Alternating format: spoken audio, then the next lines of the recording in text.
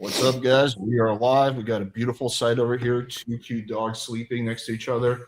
See, me and my girlfriend, we sleep next to each other, and now our dogs sleep next to each other. It's extra cute. Very But, adorable. but yeah, so we're gonna do something new this stream. We're gonna let guys on one by one, and we're gonna answer your questions. So it's like a free mini coaching session. So we'll do like I don't know, maybe 5-10 minutes a person, depends on how interesting it is. So we're gonna drop the link. You have to show your face in order to get on. There's no ifs, ands, or buts or exceptions about it. I have to be confident that you're not in troll for me to let you on. So it's going to be, like I said, one-on-one. We'll drop the link shortly. And then, you know who does this, where I got this idea from? FitX Fearless. Always see his people asking me, can you do something like this? Is that the guy we had on? No, we had Austen on. Different black guy. They're all the same to me. I don't know. Let me have a look. But yeah, should be interesting. Lloyd, you always have a topic or two at the back of your head. Yeah, cool. I mean, well, we could talk about. Do you think that if you were dating somebody from a different political party, do you think that it can work out? I did a video where I gave my opinion on this, and I let a lot of guys in the comments who had some strong opinions. But I want to know what your guys' opinion is. Can you date somebody? Let's pick the most recent election. Do you think someone who voted for Kamala and someone who voted for Donald Trump can date and be a successful relationship? What do you guys think? I mean, it's just really hard for me to date a retarded person, so that would be the issue. Because, if she's voting for Trump, then there's got to be something wrong with her head. I don't know. I mean, I think it depends on how political both parties are. I've hooked up with a lot of Trump girls, but could I date one of them? I don't know. I guess if she was the rare, smart, intelligent Trump voter, which are dime a dozen, then maybe. If she had a good you think that most people who voted for Trump are dumb? I think they're on average dumber than people who voted for a Democrat. Yeah, I used to think that too. I think there might even be polling around that says that is true. I would swear my. I'm in Mensa and I voted for Trump. So. Well, exactly. Case in point. Mensa is a high IQ society. You have to take an official IQ test again. No, I mean, I used to think that people on the left were smarter when I was in the Bay Area, and then I don't believe that anymore. I think there are smart people on both sides, and there are dumb people on both sides for sure.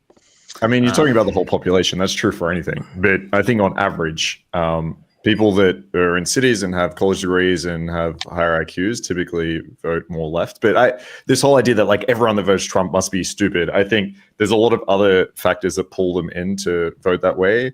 And of course, sitting on the outside, you might think reasonable minds with enough information is going to vote this way. But the problem is you might have a reasonable mind, but then you're pulled with a lot of shitty information is what it seems like. So yeah, I don't think that's stupid. I just think on average, that's probably a true statement. Yeah, on average, yeah, there's definitely some smart people who vote for whatever. But I'll give my take on the topic. If you make a law and you say that you can only vote if you have a bachelor's degree or higher, Republicans would never win. Even if you said that you would have to graduate from high school before you can vote, Trump would still lose the election. So that just kind of tells you a lot. That's a good point. I'll give my take to bring it back to the topic. But go, Austen. Yeah, I think your question is, can you date someone and make it work? Yes, but I think typically I did. So what? Typically, I think you get along better with people who have similar values, and that is one of the things for a long-term relationship. You want some values alignment, because if there's not values alignment, then you're going to have a lot of disagreements through what do we do with our lives? How do you work? Do I work? How do we raise our kids? What do we teach our kids? Where do we live? All this type of stuff is going to come up, and there's going to be a lot more friction in the relationship. So I think it's generally better to date someone who has similar values to you. Is it possible? Sure. You can date anyone, sure. But I think it's a likelihood thing, and how enjoyable the relationship is as well. I like to be with people where it just kind of feels effortless, Yeah. Do you think that you can have similar values but have voted for different people? 100%. Yeah. It goes back into Alex's point about how much you're into politics. Some people just voted Trump because they were oh, these fucking like weirdos online that think that like, yeah, I don't know their retarded beliefs these days, but all this woke shit. Yeah, I think some people would just be like, I don't like that Trump. And if you actually go into the policies and you actually speak about it, I think a lot of these people would share very similar values to you. I think the difference here would be someone that is like a true Trump advocate versus someone that is like a huge Democrat left advocate. These two are just not going to work ever. But I think for like 90% of people that vote in America, most of them just don't give a fuck. And it's probably just I just saw this one thing, or this is like my feeling about it. But if you actually spoke about values, I think that is the more important thing to Lloyd's point. People mostly vote on vibes. It's not a lot of vibes, people exactly. that vote on actual policy. Values. No, I mean, like, to be fair, like, I know some smart Trump voters, like Andrew from the Crucible. I may have a million disagreements with him, but he's clearly a very, very intelligent guy. I think he voted for Trump, but his reasons are like quite different. Like he's just hardcore religious, and Trump is gonna be more likely to be like anti-abortion, and that's like part of like one of his like big arguments is gonna be. Like I voted for Trump, but I also hooked up with a Venezuelan illegal immigrant 2 nights ago. So it's like, yeah. You should have told her that. See how she felt. Dude, she told me before we hooked up. It was kind of funny. She was like, yeah, me, my mom, my daughter, we all like, traveled through like Honduras and Mexico and crossed the border. And like, she was like, it was the most epic journey. Austen is just as dialing ice on his phone. Like, I was about to say, did you report her? No, dude, honestly, I would want to do a similar journey, even though I'm an American. Like, how sick would that be? You're like in the desert, like hiking. I love hiking. You're in the desert. You get like getting hop like a wall, like coyotes and like human. I don't know if I'll get in trouble for saying this, but I climbed the Berlin Wall and I sat on top of the Berlin Wall and took a photo there. So I don't know. It's just fun to do things that are a little bit outside. The gray areas. Is that not allowed? Huh? Is that not allowed? No, like I hopped a fence to be able to climb the Berlin Wall, and I sat on top of the Berlin Wall. No one caught you? No, but I have a photo on my personal Instagram if you want to check it out. It was kind of funny. I posted it. I was like, dude, this is the sickest photo ever. Like, the story behind it is so awesome. I posted it, and it was like one of my least liked photos ever. And I was like, oh, yeah, people don't even know what the Berlin Wall is. Yeah, most people don't know. Yeah. Yeah.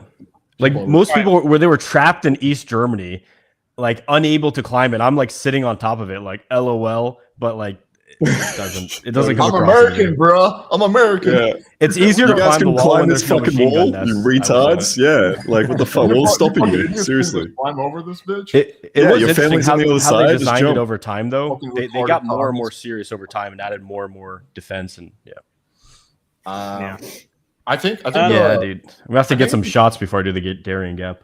But how fun would that be, dude? The Darien Gap is like the most dangerous fucking hike ever.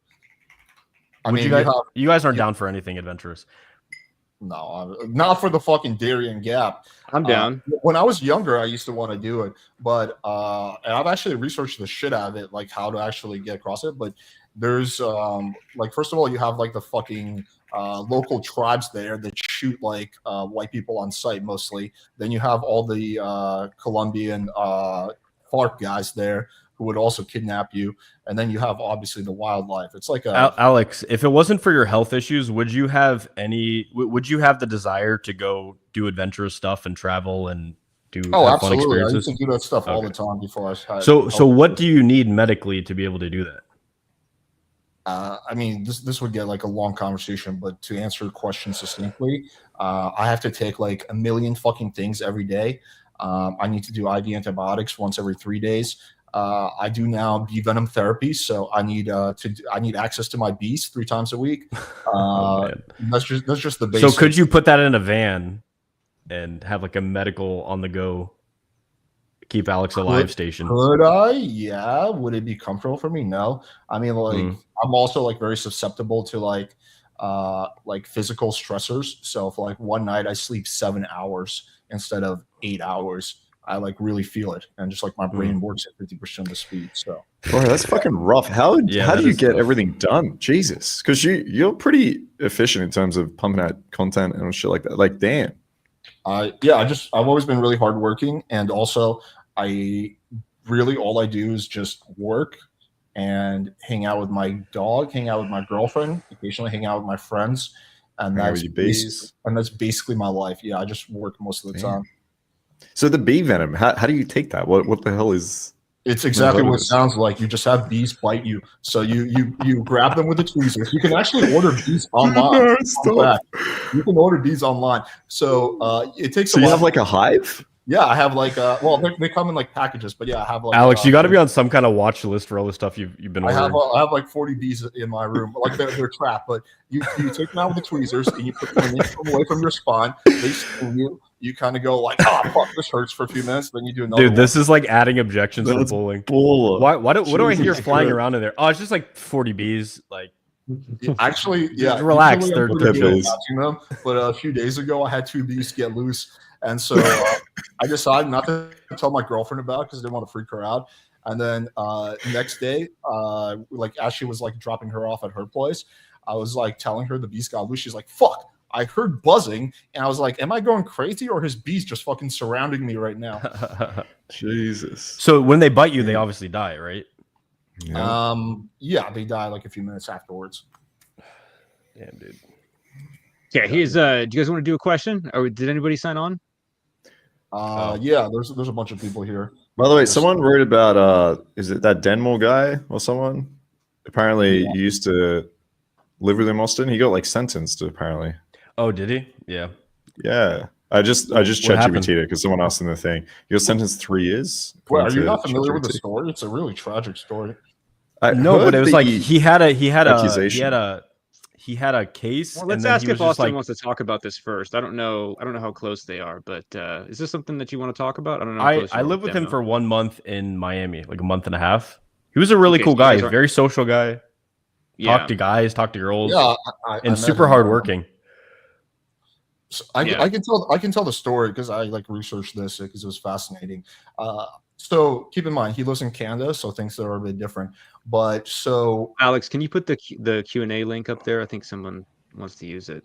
I don't have it yet. Let me just tell the story and then I'll drop it because No I can't multitask for shit. So basically, he had sex with this girl, it was consensual, and then the girl claims afterwards that she withdrew her consent during sex, and the judge actually, who was like in charge of the case, was like, yeah, like even though you had consent initially, you should have been checking consent all along, and it's your fault that you didn't know that the girl withdrew consent, and so therefore you're guilty of I think sexual assault or rape or whatever.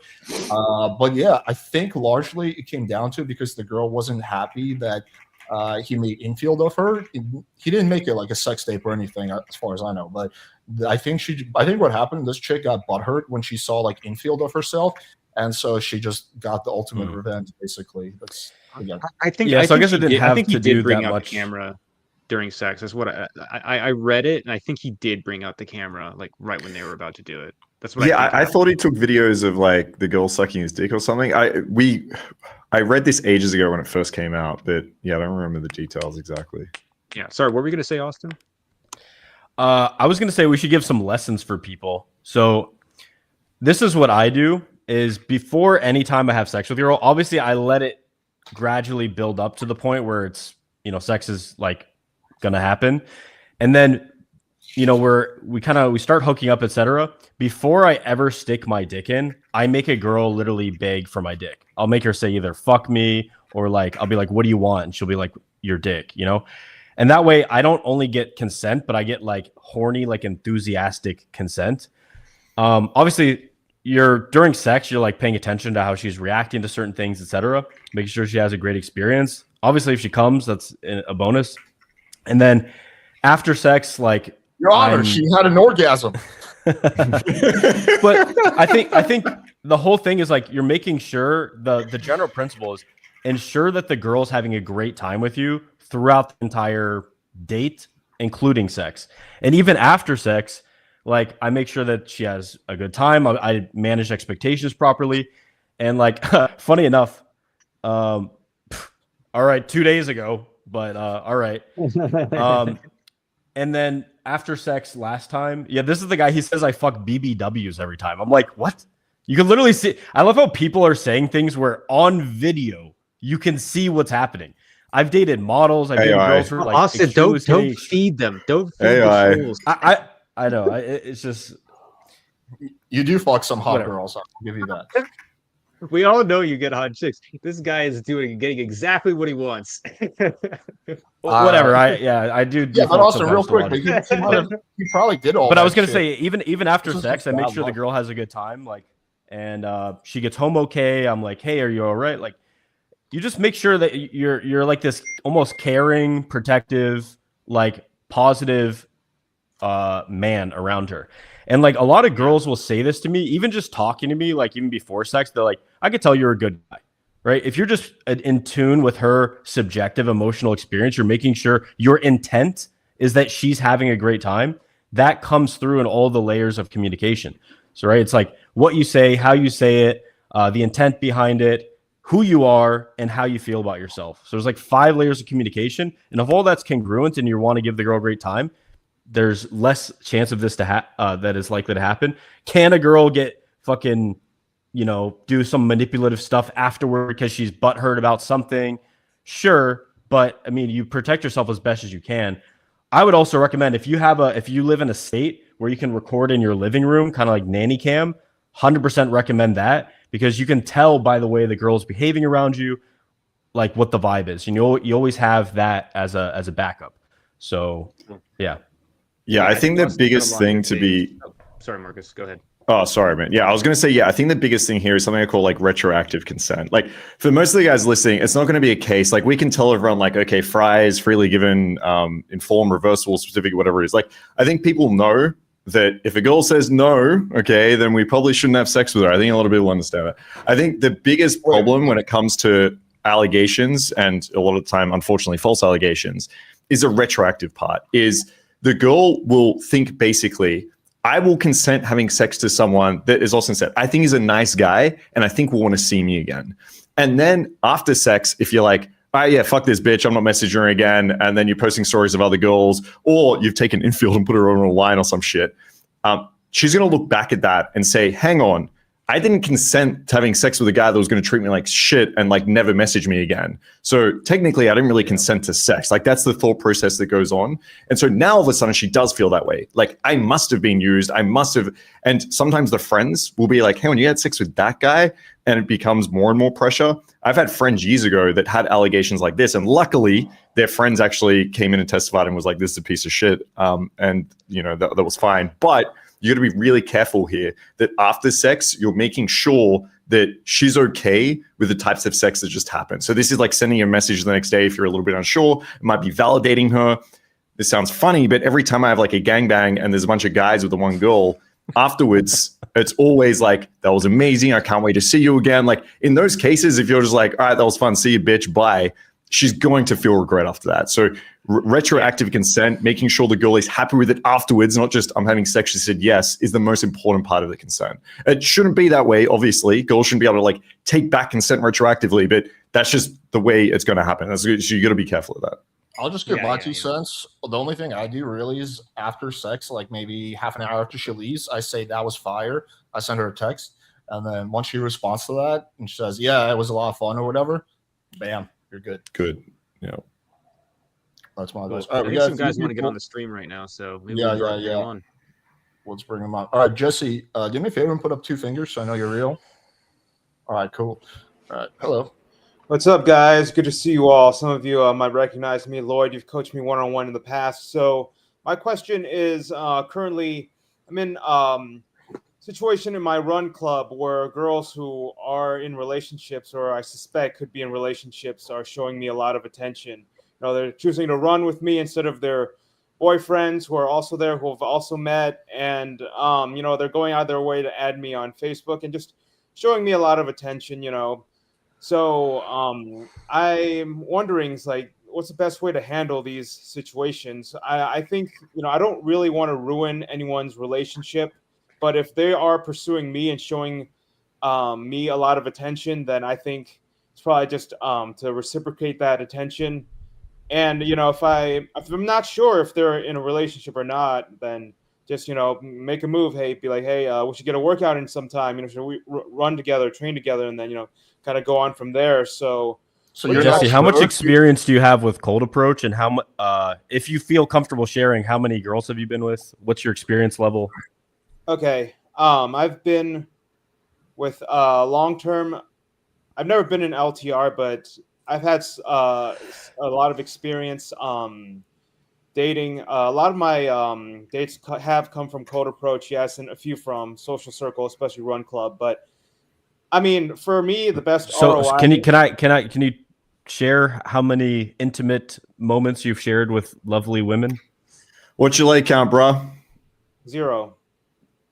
Yeah. So that I kind of, this is my initial, like, as you were talking, just based on your communication, I could tell certain things, but I would not, when you go to social circle, at least from my experience, it's almost like you have more things to think about. So my general feedback is get good at cold approach, or get good in situations where you're in more anonymous environments. Because when you go in more known environments where reputation is more of a factor, it's almost like your brain does like more calculations, and you don't know how to read the signals as clearly as what is like just friendly stuff. What is her using you for certain, like, about emotional investment? What is her like actual genuine interest? These type of things are very kind of like taxing mentally to like figure out if you don't have a lot of references. So I felt from my experience, it's like I can get, once I got good at cold approach, these like situations with social circle settings or whatever become so much easier. Like I don't mean to brag, but I'm pretty good at ultimate frisbee, and sometimes, you know, I'll be playing ultimate frisbee really well, and there's like a girl there, and I'll just start talking to her, being social, etc. Get her Instagram, lead it toward a date, and it's awesome because like I can tell when there's intent. I know how to signal my intent in more of like an invisible way. Really good at frisbee. But it's like anything, you know. If you're athletic, I'm sure you're a pretty good runner. If you're athletic in anything, girls do get more attracted to that. It's like one of the most primal attraction triggers. And so, and then you just, you know, you're a cool guy, you're social, you talk, you get an Instagram, and you can either invite for one-on-one or another group thing. I personally just like to do the one-on-one right away. Yeah, me too. And that's literally what I Friday I met a girl at Ultimate. Saturday I closed the girl from Ultimate. It's really nice. And the thing is, I've already put in all the work beforehand, so I can read her cues. I can signal intent in a non-weird way in front of a bunch of different people, and I know what's going on. So that would be my advice. Get like about 20, 30 lays from cold approach before you start adding in some social circle stuff. Social circle is great to build that like base of socialization and like that social skill, but I think over time, if you want to get results, it's better to learn the skill of cold approach first. Before Lloyd, we've talked about this too during our one-on-ones. Like, cold approach is getting fucking annoying now. Like, it's just getting all the rejections. It's like largely feeling like a waste of time. That's a problem. Like, I'm going through, and where are you approaching? Like at the park, at the grocery stores, the gyms. So what about bars? I don't do night game. To me, it's not my cup of tea. So I used to do it, but not anymore. So I mean, you can still go to social. Do you think there's something that you could learn from doing night game? Not anymore. I used to do it, but like it's just the caliber of woman. Just it's not what I'm looking for. There's something I could learn from doing that more. There's something everyone on this panel could learn from doing more night game. No one's at a point where they're like 100% done with the learning. I would slightly disagree with Austen. Like I don't think you need to. I think it's a good idea to learn cold approach, but I don't think you need to do it first. So wait, you said this girl has a boyfriend, or you're not sure if she has a boyfriend? There's two showing me interest right now. Well, there's several showing me interest, but like these are like the two I'm most interested in. One of them does have a boyfriend, but she's showing me a lot of attention. She's gonna run with me instead. And another one, you know, was also showing me attention.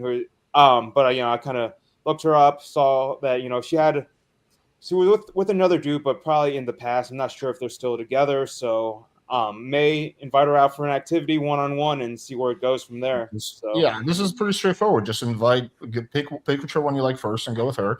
Invite her for a drink, and then see what happens. I mean, yeah, pretty straightforward. Yeah, I mean, I feel like right now I'm just finding higher caliber woman in social circle, whereas cold approach is getting really fucking annoying for me now because but Austin is saying to learn cold approach, not to find your dream wife, although that could happen. I've done thousands and thousands of cold approach. Jesse, I'm so sorry. How many women have you slept with? It's 0, right?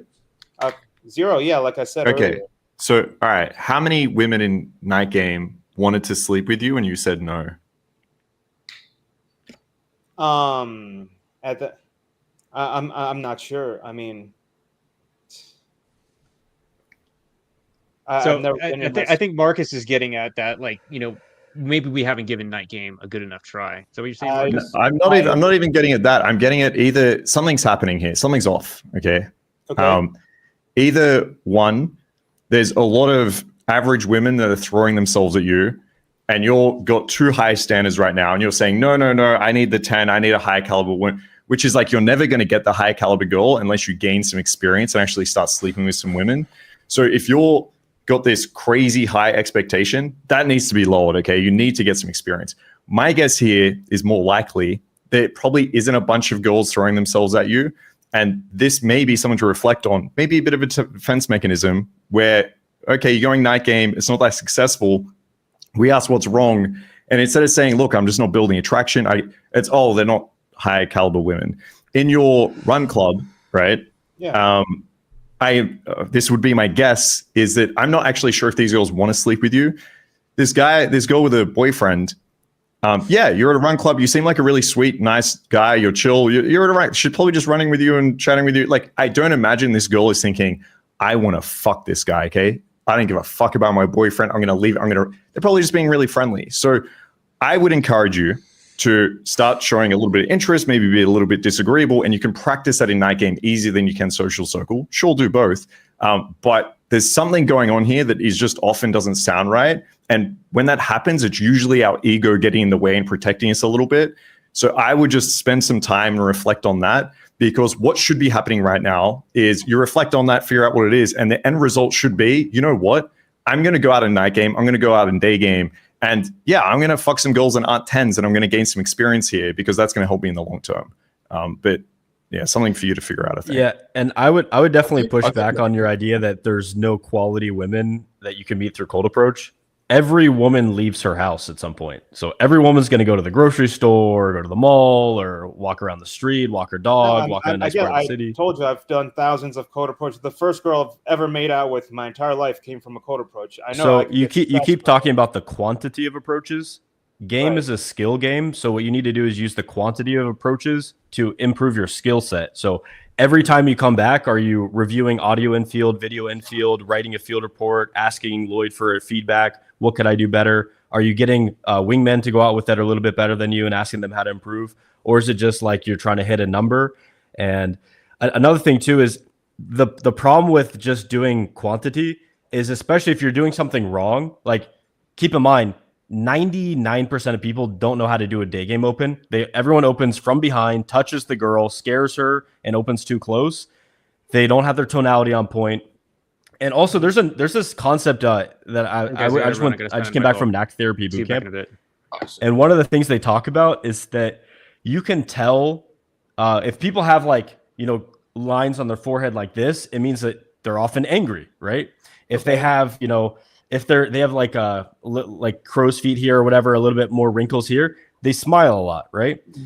Your resting face is, I'm just gonna be honest because I want to give you blunt feedback. It's just kind of sad. It's just like sad, bored, and those are kind of the states that you probably inhabit a lot. Right. I mean, what I'm trying to, when I open, right, I've done that in the past. I understand. But when I open, I smile. I'm very confident. Like, how I'm communicating with you now is completely different than how I code approach. And it's, to me, it's listen, you're right, man. You're right. You got it sorted. If you're doing a pretty decent job when you're cold approaching, then why have you not hooked up with any of the girls from cold approach, right? Like, obviously, like, you have to be honest with yourself here. Yeah. And the reason you're frustrated with cold approach is because you're not seeing results. The reason you're not seeing results is because your skills are not that good. If your skills were decent, you would at least see some results. It has nothing to do with the quality of the girls or anything like that. It just has to do with the fact that you're frustrated of spinning your wheels. But again, you shouldn't try to convince yourself that you've already given it a full try. You've done it, and I've tried this for a while and just won't work for me. Yeah, there's more than one way to do cold approach, and the vast majority of people, like Austen said, are doing it very, very poorly. So and it's tough to admit to yourself that you're not doing this right, because there is a mechanism in our brain. It, like Marcus was getting at, it's an ego protection thing where you're like, no, I am doing everything right. I need, because there's a part of your brain is telling you everything's fine. I'm doing it, and it is actually a valid mechanism in the brain to be confident. However, my results only started when I said, you know what, I can get better at this by following someone else's advice and by learning and improving and not thinking that I know it all. So there's a book that I would leave you with before we go on to the next person. It's called Ego is the Enemy. And the really important lesson I got from that book personally was always stay the student. You know, I'm never going to say, hey, I'm the most confident, I'm the most awesome, I'm the best at game, whatever. I can always learn. I can learn from Marcus. I can learn from Alex. I can even learn from what people do wrong, what people do right, and always stay the student because there's always more to learn. As soon as you go, I have it all figured out, that's when your results start to go down. And that's when you bring up an ego, not only with other men, but when you're approaching with women. And it's not the best way to form a connection with that ego barrier. Right. I get that. But I mean, what I'm trying to say is in social circle, I'm able to demonstrate a lot more things when cold approach is really just how But I then look. why have you not had Guys, I'm sorry. Jesse, you know what? I agree. You're right. You're killing it, man. All right, keep doing what you're doing. You're reading all your goals. Everything's working. Everything's perfect. Good job, man. Keep it up. All right, You're killing it, Jesse. I'm gonna try a different approach. Jesse, if you are doing much better at social circle game, then why have you not had, but then why have you not had sex with any girls from social circle? Do you see how that breaks down? It's like me saying I'm really good at business, but for some reason I just don't make any money. Just the I mean, the quality of women I'm meeting there who are showing me attention is way better than cold approach. So I'm kind of just going on from there. I mean, I don't really. So care about... I'll put a lesson from this for everyone else.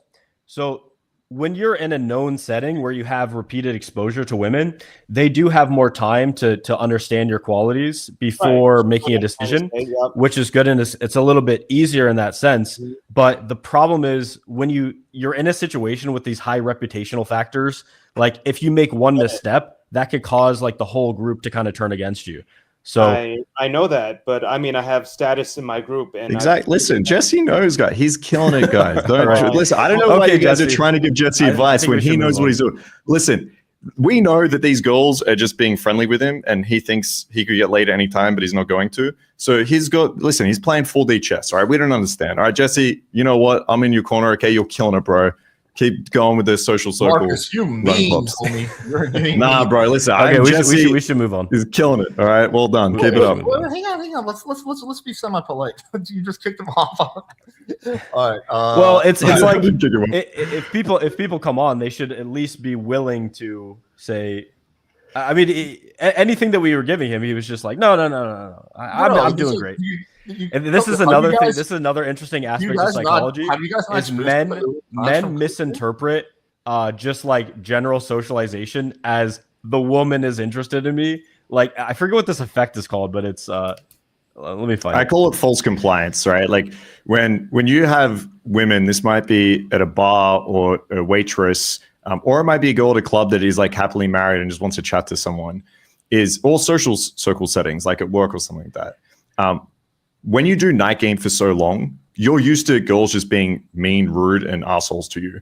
And so in night game, if someone is being pleasant, it's probably because they're into you, right? If they are standing in front of you and talking, there's probably a level of attraction there. So now you got a run club, and these girls aren't telling you, go away. Like, I don't want to speak to you, or like, this is my girlfriend, we're lesbian. Suddenly they're like, oh, and what do you do? What do you study? Or what do you, and you're like, damn, these girls must be really into me because I'm so used to night game. So I think that's the problem he's running into. Now, I was trolling there a little bit. The point I'm trying to make is I feel like with someone like that, every time we say you should do this, all his mind does is want to fight against that. I think the best thing for him is someone to be like, yeah, okay, well, everything must be working for you. Awesome. And then there's a pause where he can think, well, actually, no, everything isn't working for me. That's why I'm kind of on this call and help him to realize that. Now, obviously, when I said that, he's still just like, yes, everything's working. It's amazing. But he's just pushed back on every little thing we said. And I think the more we try to change him, the more he's just going to build up a resistance to that. He needs to have some reflection and just think, what is working here and what isn't? What he's doing isn't working. He's got a 0 lay count, all right? It's not working. He needs to change something. He needs to figure something out. He can look back at this because he's not going to do it now. He can look back at this in a week and see all the advice you guys gave, and he could start applying that. I think right now in this moment, he's just going to fight against everything we say. So yeah, I mean, yeah, and I just looked it up. It's called sexual overperception bias, and so men overperceive that women are sexualizing the interaction, and women under perceive like socializing as with a sexual intent. Just All real right, quick. let's move on. Yo, Sorry, Rahul, what's let going on, Alex. bro? Alex wanted to say something. Alex wanted to say something. Yeah, I think 10 minutes is not enough to change someone's mind, especially when they're stubborn. But I think the best approach with people like him is to try to get like sneak in between their ego and just ask questions that make them think about their beliefs.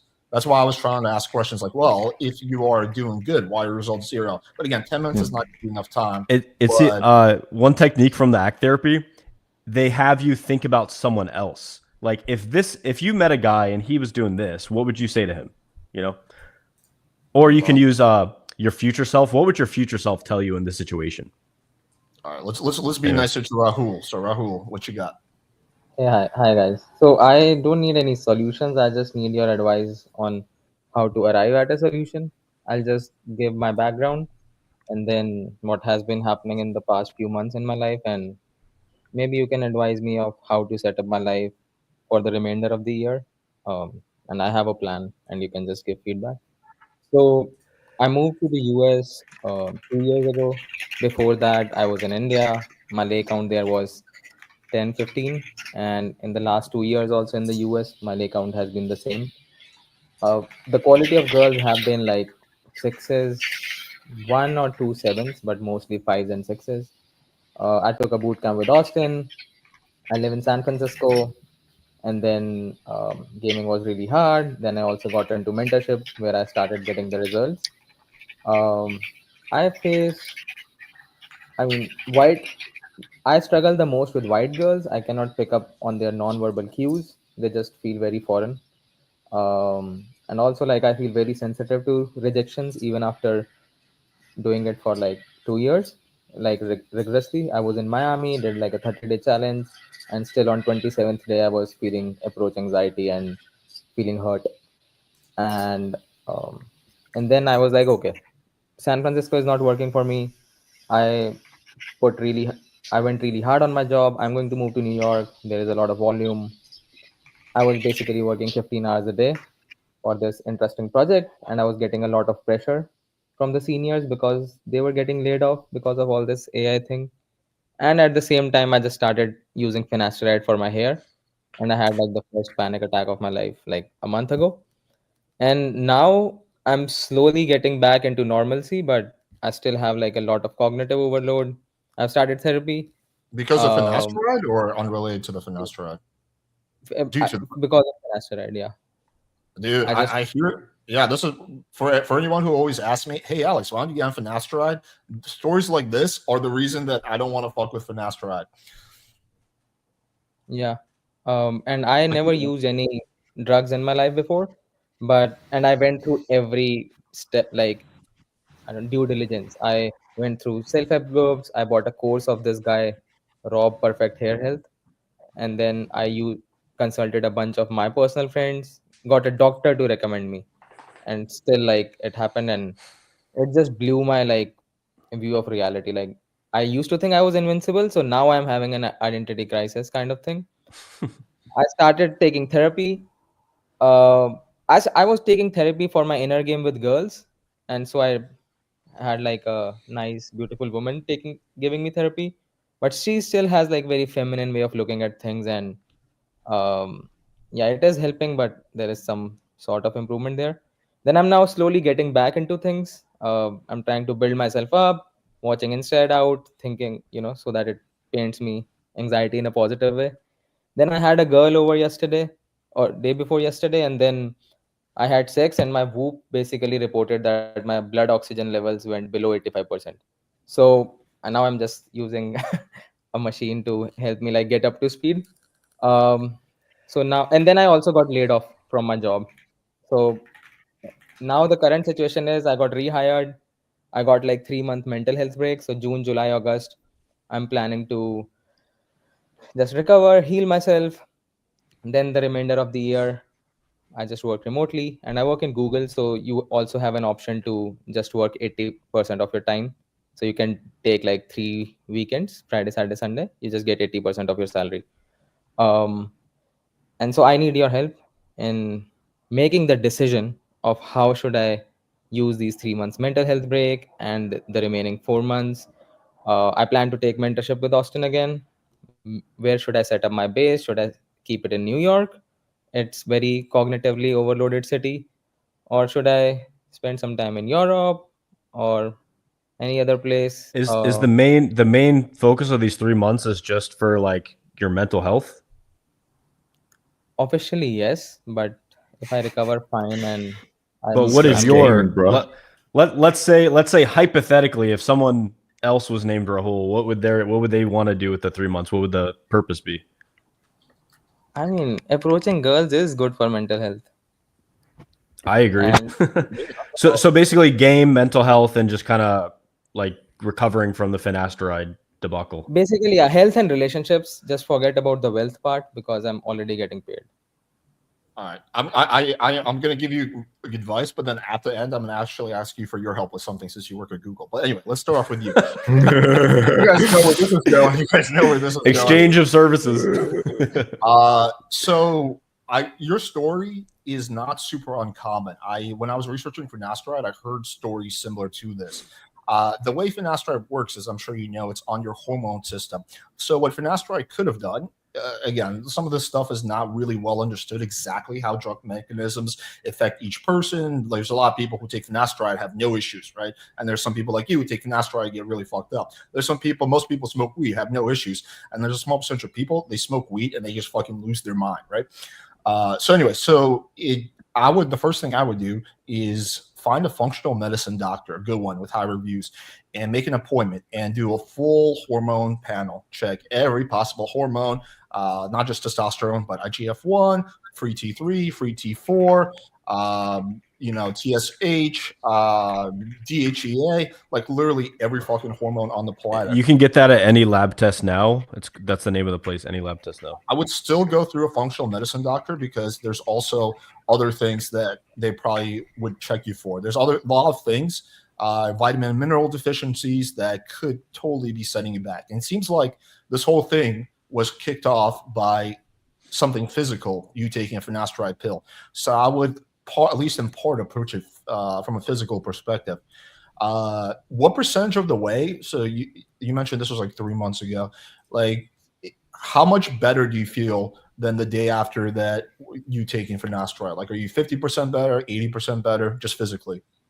So this was 1 month ago, and I took finasteride for 4 or 5 days, and it just happened on like the fifth. Then the second, third day, my brain was just very buzzed. I thought it was because of my work pressure, but I didn't have even time to focus on that I have been taking this medicine daily. And yeah, and then now I was waking up with a lot of anxiety. So basically one morning I wake up 4 a.m. in the morning with just the panic attack, and everything just felt very painful. Like, hey, my job is painful, I'm not able to get the girl of my dreams, pickup is painful, New York is painful, India is painful, everything is painful, blah blah blah. What will ease that pain? I mean, it went into a really dark place. And then so I was so I was kind of traumatized by sleeping. Every time I used to go to sleep, I was like, okay, I don't want to wake up with anxiety again. So now it's been a month, I'm feeling better. The anxiety levels are still there, but I'm not going into that panic attack or mania. Okay. And Let me ask you another question. You said you live in New York now, right? San Francisco. San Francisco. Okay. What do you live in, like a house or a condo or? No, it's an apartment. And okay, what year was your building? Doxed. What year was your building built in? How old is your building? So there I was in the Victorian building where I had that panic attack. It was like a 1 bedroom with not a good level of sunlight or ventilation, but it had a private yard. So yeah, I think it might have mold. Is that what you're getting at? Yes. I've personally experienced mold. I've had a few of my friends experience mold, and it fucks you up in a lot of the same ways you're describing. I was also getting like panic attacks. I was having this like really strong anxiety feeling that could not be explained. Sleep was a nightmare. I was waking up every hour. Living in a moldy apartment fucks you up really badly for most people, not for everyone. So that with the emotions part of it. So the hormonal thing, changing the place, are all logical part, but emotionally I just feel like I don't know what to believe in Because anymore. your I'm physical health affects your emotional health, right? So, for example, your testosterone is really low, then you're just not going to be able to cope with daily life. And then once you get that fixed, everything becomes easier. That was the case for me when I got on TRT. Is I used to have just this constant anxiety feeling in my stomach, and just everything seemed like such a fucking like, oh my god, I don't know if I can get through this day. And then just it wasn't like it fixed everything, but just a lot of those issues just went away. No, so I'll give you an example. So right now, when you were telling that guy that you have to change yourself too much, and that gave me anxiety. It's like basically now I have to also change myself a lot, and I have to lose myself No, and blah I blah. just think you need to change your physical health, and that will make the rest of it a lot easier. It's just there's no way you could be emotionally and mentally at your best when your physical health is not good. And I think, So I like, have to set up a routine. what? How do I do that? Like I've got Whoop, so I'm using this as a success metric to track Dude, best. I would what I would Go to- recommend, similar to what Alex said. There's this thing I did, which is so awesome. Which is basically in the U.S. it would cost like $15,000, but if you do it in another country, it'd be like $500 and take like maybe 4 hours. I did it in Malaysia, and it's basically a comprehensive physical. They check like your eyes, your ears, your hormones, your blood, your piss. They check your organs, ultrasound. They have you like shit in a cup, and they do like literally every single part of your health in like 4 hours. And then you go have lunch, and then you come back and they give you a test. And basically what you want to look for is called comprehensive health screening. The one I did is at Prince Court Medical Center in Malaysia, but they're like every continent will have like its own like best of health screening. But I highly agree with Alex. Like, yeah, you fucking around with finasteride, which I wish you would have asked me first, because I've always told people don't do finasteride, because I've seen things like permanent like depression from finasteride, like a lot of different message mental. from you in the group traumatized more than anything. I was like, okay, I'm fucked for life. When you said that in the No, group, don't I'm like, obviously don't catastrophize it. Like you just accept how you are.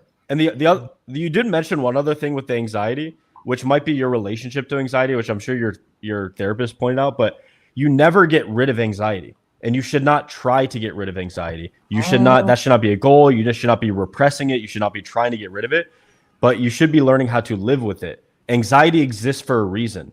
All emotions that you feel evolved and exist for a reason. So it's better to have a better relationship and learn to live with these things, rather than saying, I need to get rid of this and delete it from me. There's appropriate anxiety and then there's inappropriate anxiety. I think he's talking about anxiety that doesn't make sense. Like there's nothing going on. Like for me personally, yeah, the anxiety attack is like that, and that's obviously we're trying to address that. But you mentioned during your opening statement thing that you still had some approach anxiety after 27 days of approaching. It's like, yeah, like dude, I still feel anxiety approaching now, but it's like it's lower, and I know how to manage it, and I interpret it more as excitement, and it kind of makes me feel alive. I think his big issue is just like unexplainable anxiety that's just like there without any explanation. Yeah, I this is a I used to sub have point. I used to have massive amounts of anxiety. Like even though people couldn't really tell, it was like always in the back of my head. I was always like anxious and shit. And getting out of mold, doing certain health things, and also doing something called TMS, like basically reduced it by 98, 99%. Like, dude, mold is serious, dude. There's one of the other guys in our group, he had to literally fly home. Yeah. He had to fly home to Australia because his place in Canada was so fucked with mold. Like literally, it was debilitating. Yeah, and I would check your current place for mold too. Like any building that, any building could have it, but if your building is older than 5-6 years, then yeah, it could definitely have it. For this reason, I only ever live in brand new buildings because I've just experienced it way too many times. So I do the same. The other advantage of brand new buildings, there's fewer people in the elevators, so less time to wait for people, and oftentimes you get free charging if you have a Tesla or supercar. I'll also share two. Not everyone's a faggot who has a Tesla, but yeah. I'll also share two things which will help guys deal with anxiety. So one thing is what my therapist told me is like every anxiety you get, it's like first you just do like a 3-point check: thoughts, feelings, and behaviors. What am I thinking? What am I feeling? And what am I doing? So even like the approach anxiety, it's like, what am I thinking? Oh, I haven't done gym, I haven't groomed myself, my place is not ready, this girl is too good for me, blah blah blah blah blah. And then what am I feeling? I'm feeling anxiety, I'm feeling not good enough. And what am I doing? I'm just standing here. And then you just become more present and approach. And the another thing she told me, what people run into is the thinking traps. Oops, my internet. If I approach this, then this happens, then this. So I think these two things in CBT, maybe you guys can explore it. Definitely helped me. Yeah, but the problem is that you're right. That stuff is good, but if your anxiety is caused by physical things like mold or hormones being off, then all the CBT in the world is not going to change that. Like, it has to be approached from physical. I can actually, funny enough, my doctor that I see is actually in the San Francisco area, so I can recommend a really good doctor to you. He's a bit pricey, but you probably got money since you work at Google. Like, Yeah, he this probably dude, might be on my network insurance. he's not. The best doctors in America don't take insurance, so he's not going to be in your network. He's no fucking way. But if you want to get, like, dude, you work at Google, you make at least $250,000 a year. Like, just fucking spend money on your health. It's more important. But if you want to send me an email, I'll send you his contact info. My email is playingwithfirechannel@gmail.com. But yeah, I would personally, if I was in your shoes, I would approach it from a physical perspective. I would go see this doctor or a similar doctor. They'll kind of know what to do. You just describe your issues and they'll kind of know what to test you for. Don't bother with doctors who are like, who are anything but functional medicine doctors. Like, regular doctors, like general doctors or rheumatologists, are all just a massive waste of time for things like this.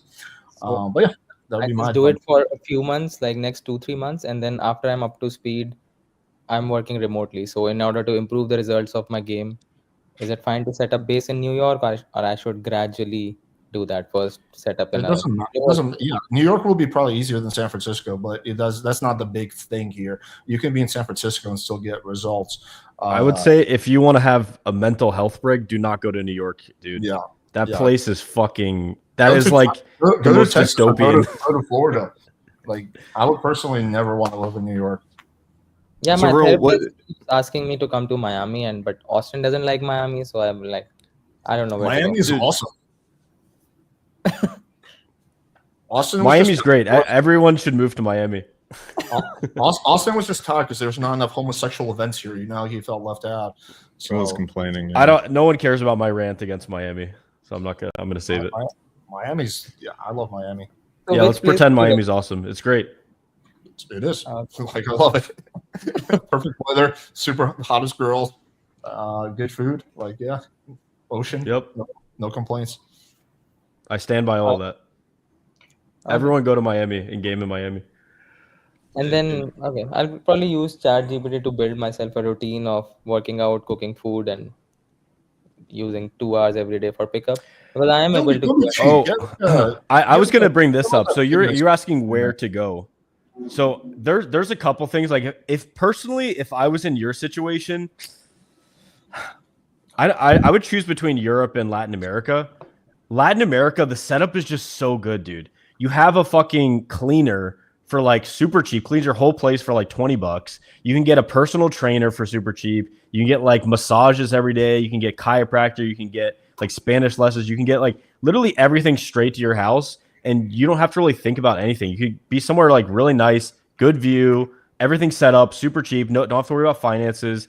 Literally just live like a king. Have like people come to your house and teach you and take care of you, and like doctor visits straight to the house, like everything. So how about that's Austin? I create like a couple of draft plans and set up a call with you before you start mentorship. Because Sure. in order to reach to mentorship, I have to build myself, and I need decision making, which I don't want to do trial and error on. I'm also ChatGPT. curious, since boot camp, how many girls did you experience lovely, intimate times with? 15, I guess. 15. Nice. All right, so let's. I get to- also, okay, I want to say one other thing is he mentioned that game is therapeutic, and I 100% agree.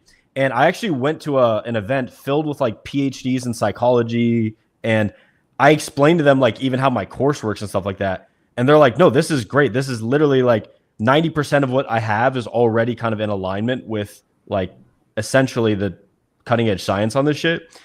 And like what most people do when they feel anxiety, and I'm not saying this is you, but most people listening to this, they feel anxiety and then they do experiential avoidance, which means they basically say, oh, I feel anxiety in those situations, so I'm not going to put myself in that situation. But we are told in that 3 second rule, right? You are getting anxiety, ignore the anxiety approach anyway. So it's like, where do you draw the line? Where to process That is kind of actually true. So the thing is, it's more of like a process.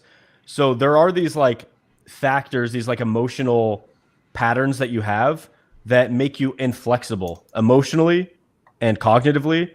So like the top two are the top two techniques are basically diffusion and acceptance. So diffusion, a lot of people go, they don't say I'm feeling anxious or I'm experiencing anxiety. They say I'm an anxious person. So they identify with these things. I'm a depressed person, or I have depression, as opposed also, to we do have to move on. But okay. Real quick question for Rahul. Wait, don't go anywhere yet.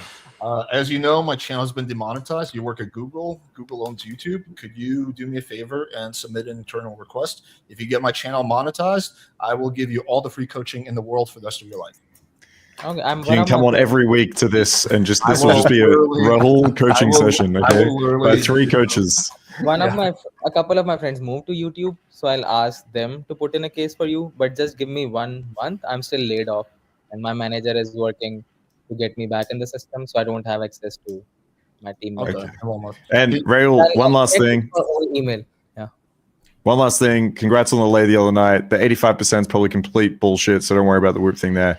And a couple of guys mentioned in the chat, which I agree with, which is getting some reduction of accent classes will probably go a real long way if you are gaming in America. If you head over to Poland or some shit, no one gives a fuck. You're an exotic Indian man, okay? You're high tier fucking accent classes, but then this my man. All right, good shit. All right, hope you enjoyed the medical and travel advice. We'll see you next week once you get the channel demonetized. Rahul, send me an email and we'll start the communication. Sure, thanks, Alex. Thanks. This was a very multi-purposed. Dude, I'll take any chance I can to fucking deal with my YouTube issues. Yeah, I got you, bro. There you go. All right. Yeah, it's crazy how much like certain little things can just fuck you up. I heard there's a lot of people in the chat saying that like, oh, but I'm on finasteride. Yeah, like most people who take finasteride are fine, but he's not alone. There's a whole bunch of people, smaller percentage. My dick stopped working completely. Okay. I mean, completely. I had a girl that I'd been seeing for like 2 years and never once had I got too hard in front of her all the time. And bro, I'm there beating away my dick. This thing's not fucking responding. Finasteride fucked my. So once I got off it was fine. But yeah, it's like a 1-2% or something crazy. But I mean, yeah, most people take it. It's fine. Some people take it, and some shitty things happen. So careful. I think it's much higher than 1 or 2%, just from kind of my research. I think maybe closer to 20%. But all right, cool. Let's bring on the next person. I hope he emails me. All right, James. Hello. Yo, what's up, guys? Can you guys hear me? Hear you great. All right. Yeah. Okay. Bad. Do you work at Google also? I bet. Hell, he works at YouTube. You work at Google? He works at YouTube. Oh, okay. All right. Yeah, go ahead, James. All right. So I guess it's primarily for you, Austen. So I do a lot of like social circle stuff, like doing intramural sports and like dancing. So how do you show intent for those like social circle situations? All right, I'll just tell you what I did the other night because it worked. Yeah. So basically, when I'm like, dude, this girl was about to like catch this disc in the end zone. Like it was such a great throw, but I'm pretty good too. So I was kind of poaching her, and then like she was about to catch it, and then I just got a D on her, and I speak a little Spanish too. So I was like, oh, lo siento, qué pena. Just like being a little bit teasing, right? Teasing, and then we're laughing, etc. I kept just like bantering with her a bit, touching base here and there. And then at certain points, like I shook her hand and she kind of like held onto my hand. So I noticed that she was kind of like feeling the vibe. Afterward, I grabbed her Instagram and just chatted a bit and, just did like basic just social game, pretty light.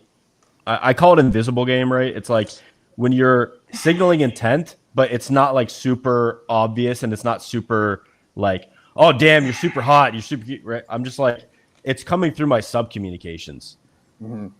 Right. So I'm just speaking a little bit deeper, a little bit lower, you know, looking at her, smiling a bit more, spending a little bit more time with her.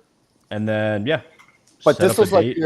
but she was like in the opposite team though, right? So Yeah. was this after you guys high five, you know, okay, good game. And We then you- spend some time on the sideline when we take breaks and stuff. yeah. So like whenever there's a substitution, just hang out on the sideline.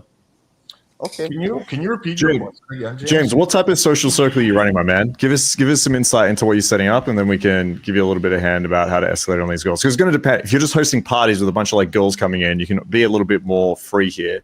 But if there's like the same chess club or something every weekend with the same group, it's going to be a run club or some shit. So yeah, hit us up. What social circle you're creating? How you got this funnel going? Yeah, it's like 3 different things. So one's like I go to like line dance classes like every week. So lots of like country enthusiast type people, you know. And 2 others like a kickball and like pickleball league. Yeah. Okay, so there's just a bunch of sporting events, right? Yeah, pretty much. Yeah, okay. So here you could be a little bit more liberal and how direct you want to be, because a lot of these girls, especially if they're just teams running through, you're probably not going to see them again. If it's your own team, it's the same girls every single week, that you're going to have to slow play a little bit. Yeah, okay. I'm not gonna Well, no, you can. You're just going to have to slow play and come off as the fuck boy. I like how you came on this call. You're like, what's up, boys? But if you are known as the fuck boy and the girls know you're flirting with a bunch of other girls on the other team and shit, they're going to be much more okay with you fucking different girls in your team and their team. And they'll probably even help you out with that. Just don't come off as like the relationship guy, because then you're fucked in a social circle situation. And then if you're enjoying this and having good experience with it, I'd be trying to set up my own circles where you can actually build women into it. And so you have some authority there. Because right now you don't really. You're going to have to try build that as being like the cool guy in your team, essentially. Whereas if you're creating your own tournaments, for example, you do like a one-day event, it's going to be a little bit easier to actually have some status there, some authority there. So it's something to think about. Okay, for sure. I'll think about that. Typically on the weekends, I just like hang out with my friends and, you know, we go out to like bars and like concerts and stuff. So, you know, we just keep it pretty. Yeah, organize something with your friends, man. That's cool. Like, dude, once a fortnight, once a month, do an event with all your mates. Be like, all right, let's get as many girls to this fucking thing as possible. So, dude, even if like pickleball's your thing, you could organize like a pickleball competition or something and just make it fun. Like, there's an event one of my friend runs here in Sydney, which is, I forget what it's called, but it's like a tennis event where they have like a DJ set up, they've got drinks, and you go in there with a partner and they make it like you have to have the opposite sex partner and you come in. And so it's just a fucking fun time. I got another mate that runs like Survivor weekend things away. And so, yeah, if pickleball's your thing, just run a tournament. You could help your buddies out with it and you'll have a lot of authority and status there. And to add on to that, get video and photo content of the event, because it helps you throw the next one. And like pretty much any first time you do any kind of event, it's going to be like, okay. And then just take photos and videos. And the next time is usually like much better. And then people start going, oh, are you going to do that again? Are you going to do that again? And then it just builds this network. I think most people don't even get past like the first step, right? Which is like just doing it your first time and accepting the fact that it's not going to be like fucking, you know, like a Dan Bilzerian party. And then like over time, just build it up. Yeah, sounds good. Yeah, it sounds like a lot of like stuff, a lot of work to like get it up started. To be frank with you, I don't know if I'll like if I have the like time and resources. Well, like, you don't have to do it all. Like you Yeah. can have, like Marcus was saying, use your friends, and your friends could be social connector people, which have like, you know, a photographer, a promoter, a hot girl who knows tons of other girls. Like they want, think about what's value for them. Like value for promoters, he needs a venue to bring girls. Value for a rich guy is he wants hot girls around him, right? But he's working all the time. He's good with money, but he needs girls. So and then you have value because you're putting all the pieces together. But it's more than just like me just saying that. It obviously goes a bit deeper, but Yeah, thanks for the example. All right, appreciate it, guys. All right, Yep. buddy. Take it easy. Bye. oh, dude, I can't wait to start throwing some penthouse parties again, baby. All right, we got Adam22 on the stream. Good stuff. Hey, welcome. Yo, first one of us So to where was have a Sartain when harem you needed of him? I thought 5 that girls. Sartain would have been perfect for that dude. For You what? want to know? I missed his question. It was about running. No, we events. had a huge fight with Sartain, and there's a lot of beef. So yeah, he hasn't been on recently. Yeah, and dude, he keeps pussing out. We all offered to like fight him like one after the other. Yeah, but I told pussied him, out me and you super. boxing ring next weekend, and he was scared, bro. He ran away, so I don't know. So Yeah, I told him maybe he'll be next BJJ, but week. he's like, dude, BJJ is kind of gay. You're just like holding another man, and I'm like, whatever, bro. You were blowing on the Bro, mic when we we started, can so just do DJs. I mean, yeah, whatever. Same yeah, shit. exactly. Yeah, leave out one of the J's. But dude, apparently first one of Sartain's us to gay have or a something, I don't 5-girl know. orgy wins like 10K. Do you want to do that? No, 5-girl What? harem. 5-girl harem. Who's So, putting like, up the money? Consistently dating for at least 1 month. That's a little too much work, in my opinion. I don't like to go above 3 or 4. You don't need to do separate dates though. You just do group dates together. Yeah. I've had a few threesomes, but I've never done like more than one other girl at a time. Yeah, most of my threesomes would just been like 2 other guys, like me and 2 guys. Makes sense. Scotty, welcome, bro. Yeah, man. Good to see you, Marcus. How you Austin been? and to see you 2 too, bro. guys. There's no girl involved. It's way easier, dude. Like when people said that threesomes were easier, I didn't believe them. But then, dude, yeah. Dude, you know what's fucking? This just came up in my mind. Have you guys know More Plates, More Dates, right? Yeah, bro. Scotty, you know. So they have a subreddit. So I went in that subreddit and I thought like, hey, this might be a good place to share my content. And dude, like some of the top posts are like, it's a lot easier to get laid if you're gay. So I decided to be gay. What do you guys think about that? True. Yeah, Like, bro. It's so much easier. These guys on Grindr and shit. Damn, fuck Tinder. Post, but it wasn't just like one Hack. person. It was like I kept sawing this over and over again. I made my post, and literally like there's a bunch of comments like, "Bro, it's just easier to be gay." I was like, is this what- Surely they're trolling, right? Surely this is a No, troll. I don't think so. I don't think so. Somehow I don't think gay's a choice though. I don't know if you could just be gay. I don't know if that's a thing. I don't think so. Yeah, I tried to. My dad sent me to gay conversion I tried to be therapy. gay. Like, he tried to make me ungay at this Christian camp, and it never worked. So No. I Yeah, tried to but play the gay nowadays, away. I think if you said you can choose to be gay, a lot of people would argue. Like there would be 90% of people saying yes, you can choose to be gay, but I don't think you can. But a lot of I think people, there'd be a lot researched- more gay in souls if you could choose to be gay, to be fair. yeah. There's an evolutionary purpose for being gay, and it's that you take after different aspects of like a tribe or a group that otherwise you wouldn't if you were like in a heterosexual relationship. Something like this. Whatever helps you. See, sleep. we do need you, Austin. All right, Yeah. let's Dude, it's good to be needed, you know. Abashek. Yo, why were you guys All shitting All right, on 2 New fingers York, up. man? New York is the Abashek, best if you're city. real. All right. Abashek, pull out your dick if you're real, bro. No, Oh, please. shit, it's too big for the camera. Okay, that's the problem. Fair call. How you Yeah, guys my doing? internet will start lagging if you pull that. Homie's thing been out. joking. Yeah. I can't tell if this is a He's real fluffed comment. up, baby. Yes, sir. All right, what's Yeah. up, Abby? What's up? How's it going? What's up, brother? Chilling. Do you work at Google too? I don't, dude. I wish I worked at Google, but All I right, work let's at kick him. Pfizer. All right, who's next? Can we bring on? Nah, man. Yeah. First of all, I want to thank Markus for all the advice and like the mastermind, dude. It helps a lot, and I've been fucking killing it because of that. Cheers, man. Still got Love the you guns, too. bro. Okay. Absolutely. I had a question though.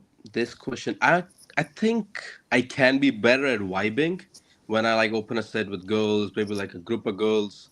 I'm not so smooth at vibing. I want to get better at that. So any tips for that would be helpful. You want to get better at wiping?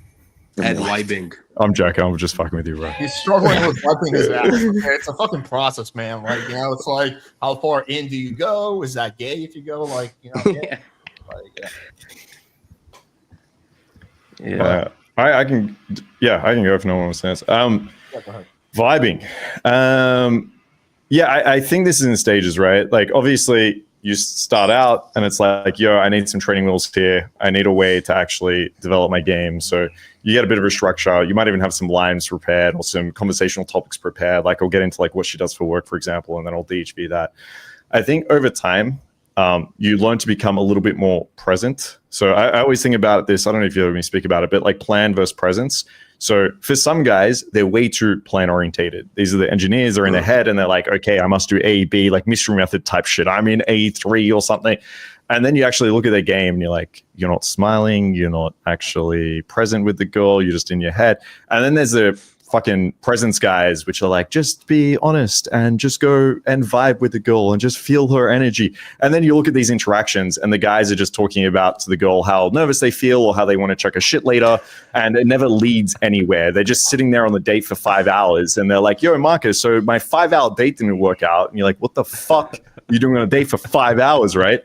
Yeah. So you just need to find the balance. If you're still a little bit plan orientated, a part of this is going to be practice to become a little bit more present. You'll be surprised. You probably have the structure more internalized than you realize. So I would even encourage you, do some sets this week where it's literally, fuck it. I'm not going to run my structure. I'm not going to run the things that I know that work. I'm just going to experiment a little bit. What if I just go up and try a new opener? Like literally go up to the girl, say, hey, I have a very important question for you. And then just say whatever the fuck comes to your mind. This practice of being a little bit more spontaneous and a little bit more present will bring you on that spectrum a little bit more to the present side of things. And you'll feel like you vibe a little bit more, you listen to the girl a little bit more, and you're less self-orientated about what to say next. So that's probably the stage you're at, and I encourage you to do a bit more of that, my man. Gotcha. Yeah, I'll go off of that. He said less self-focus on yourself, and that is literally like the key of the vibe phase of game. Is you're focused on the emotional experience of the other person. So I call this giving value.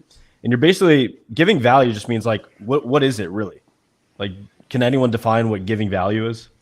It's like making them laugh, kind of like having a good time. Mm-hmm.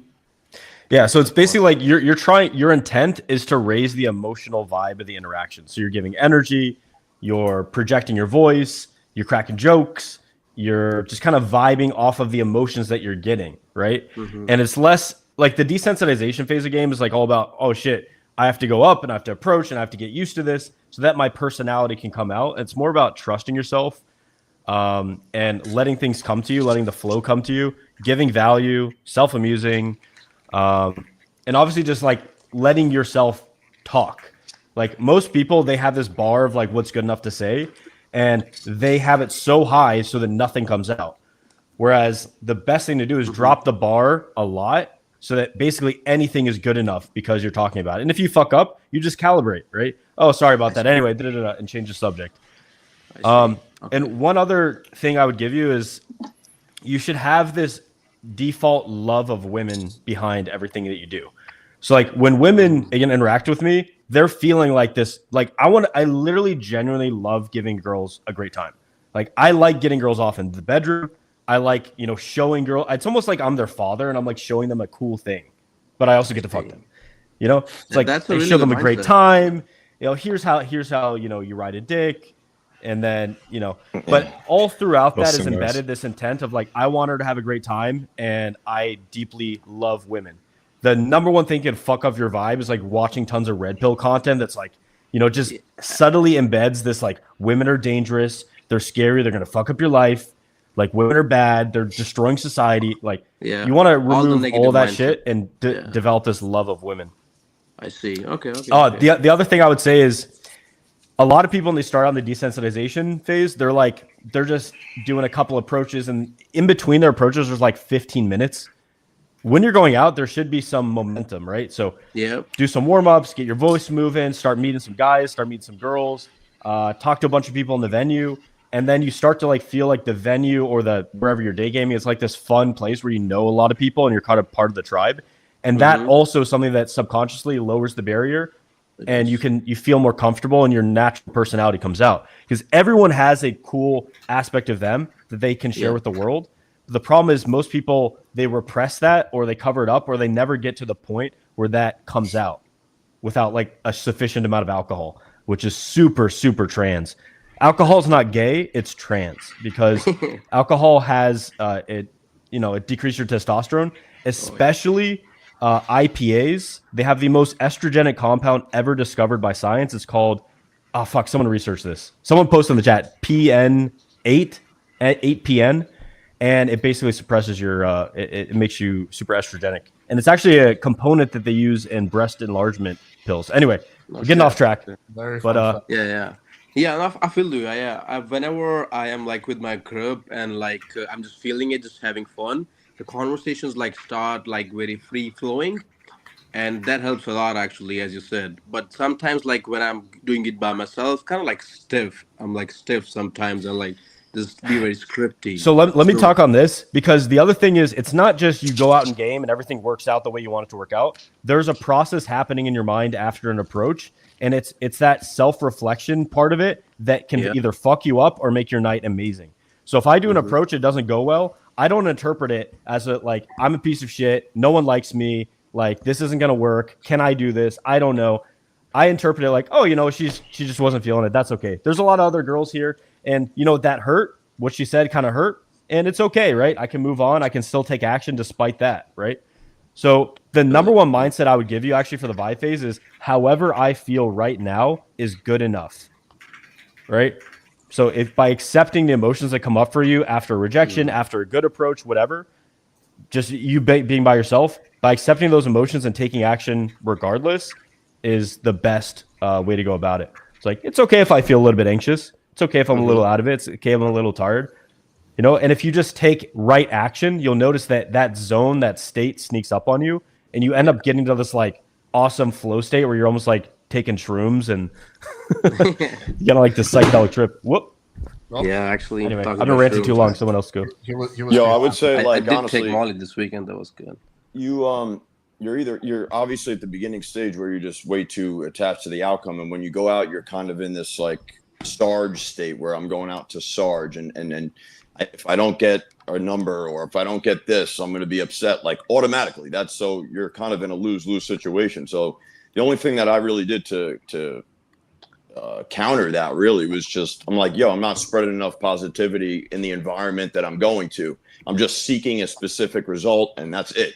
So you walk around a mall just looking for your ideal girl, and it's just like you're bound to get frustrated. So it's like, once I started incorporating the other people in the environment, the security guard, this guy, that guy, just making other people laugh, you just kind of integrate yourself nice and easy into your flow of the day. And you're just like, you naturally become less attached to the outcome at that point. That's kind of like what I still do it to this day. I don't think that ever goes away. Like, I don't know, you can minimize it, but that's the best way to minimize it. Because you'd like to get laid, but you can't just, when your mind is just in tunnel vision, like, and you're blind to everybody else in your environment. It's just, I don't know, you're setting yourself up for failure and disaster. Yeah, when you're like not vibing in the moment, like not just feeling it and enjoying it. Because what did you just say? You said, oh, I feel good when I'm vibing with my boys and blah, blah, blah. You're not really attached to a specific outcome, so it's easy. Therefore, like, or even the kid in high school who was always getting laid or whatever. He didn't even know anything about game, but everybody gravitated towards him because he was just chilling. He was a cool guy, So befriend these people around you, smile at them, it just makes things a little bit easier. That's true. I'm gonna start doing that. Yeah, that's great advice, man. Yeah. Thanks. I feel like you guys covered it. I don't really have that much to add. Yeah, a couple other random things you can try. Listen to some stand-up comedy and meditate. Like, I found those two things fucking, it's so easy to do too. Like, you're like, I'm gonna go out, let me just meditate 10 minutes. You meditate, you go out, you have so much more presence. One other thing we didn't cover is being able to tap into other people's emotional experiences.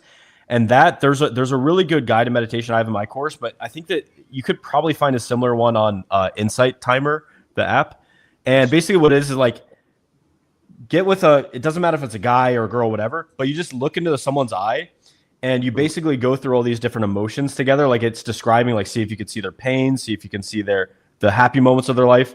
And when you tune into that, you tune into this like hyper empathy where you can really feel what the person's going on, what's going on in them across from you, right? And when you're talking to girls, game isn't just like, do this and then do this. It's like, it's all dynamic and contextual based on how the girl responds, the environment, like what's going on, what just happened. So by tapping into that, it allows you to be more flexible in your approaches and kind of adapt to every girl that you talk to. So I'd say, empathy and your ability to like understand someone else's subjective emotional experience across from you is super, super key to the vibe phase.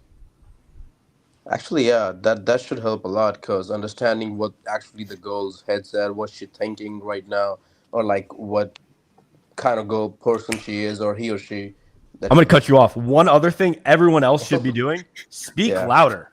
Like, dude, Yeah. like one thing that'll make you like just stand out a little bit more and project more energy is just speaking louder. Most people, they go up there like a hit really dog. tough They're in just night like, game, though. hey, like in clubs, it's so hi, fucking tough. Yeah, look at people. I don't know if you live in America, but if you look Yeah. around America, like people going to apartment buildings and stuff, they all just look like they just got like, I don't know, like raped in the ass or something. They're just Yeah, I like, know. That everyone's if you could just like talk loud throughout society, look people in the ey, hey bro, how's your day going?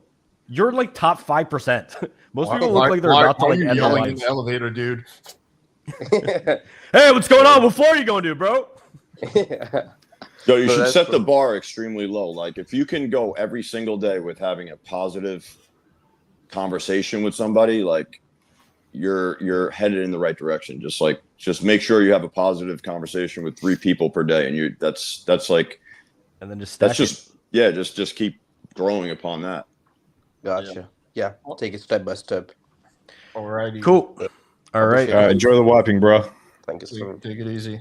Can't wait Love you, for man. your See ya. vibe to. We actually increase. have quite a few people backstage. Let's do like 5 minutes per person so we can wrap up in maybe like 15, 20 minutes. Because Adam 22 joined, that's why. Yeah, you got all your fans. Yo, Scotty, would you say you're default like a pretty anxious person? Like, did you have high anxiety in the past? Just curious. Yeah, for sure. I have. Yeah, absolutely, man. Absolutely. I think that's Augustine. one of the biggest correlations. People have a lot of tattoos. I think it's high anxiety.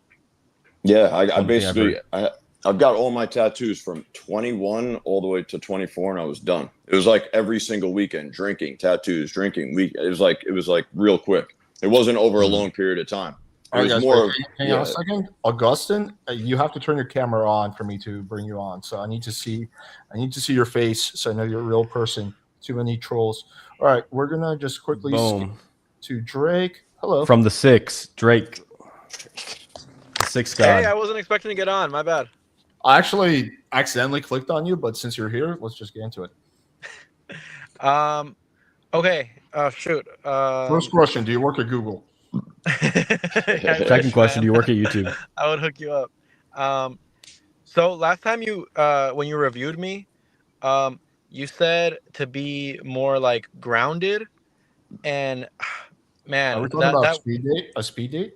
yeah, about speed dating, and I just wanted to like understand what you meant exactly by that, like grounded. And when you say that, because you say that word a lot, and if you could just expound on it more. Yeah, sure. So, like, let me think of a good way to kind of communicate this. So, like, you go to a bar, right? And sometimes, do you ever like people watch? Yeah.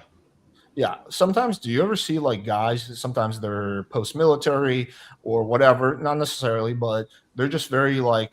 It looks like they're just like super calm. Like they're just like super, just like. I don't know how to describe it. Like it just looks like they know how to handle shit. Like this person just looks like super like in control of life. They're just like super calm, super chill. Like they're not like getting frazzled at all. Like it seems like nothing really affects them, right? That's basically kind of what I'm getting at. Is you want to just be like in part calm, but calm does not mean like lacking passion, but just like generally pretty chill. And like you don't let like external things like really affect your state of mind. So for example, a girl starts giving you a shit test, it doesn't affect you at all. You kind of have a shit eating grin and just stay equally as calm. It doesn't affect your state. Or let's say her friend comes over and starts yelling at you for whatever reason, it doesn't affect you at all, right? That's what I mean by grounded. It's like the girls are typically, not all, but the vast majority of girls, they're typically very affected by their surroundings, right? So even with like my girlfriend, who I think is like pretty confident, like if there's like we're out at a bar and there's something that happened, like it affects her state. I noticed a lot. Versus like as a guy, if you want to be attracted to a woman, you have to be the opposite of that. Like just like nothing really phases you, right? it doesn't mean that you don't engage with the outside world or that you're like super stoic. It's not necessarily the same thing as being stoic. It's just like nothing really frazzles you, nothing really affects your emotional state. Like, do you see what I mean now? Or Is it kind of like a I don't give a fuck attitude, or what do you mean? no, that wouldn't be the same thing. Although I think Alex kind of hinted at this. I think it's really easy. Good. I don't give a fuck attitude would be good, but it's not necessarily the same thing. It's just that, yeah, just like nothing. I mean, like I would say, like watch some infield of anyone on this panel, Marcus, me, Austen, Scotty. You can see, like, especially the ones where it looks like it's chaotic, where the girls are giving a shit. You'll see that it really doesn't like really affect us at all. Like, I just like stay calm under basically all external circumstances, and that's kind of what you want. But yeah, go ahead. Yeah, I was gonna say that it's kind of easy to understand from the opposite, which the opposite of groundedness would be like reactivity. So if a girl says something and you react super intensely, if you're constantly scanning around your environment, if you're like, you're just kind of jumpy and like in effect of what she's doing as opposed to at the cause.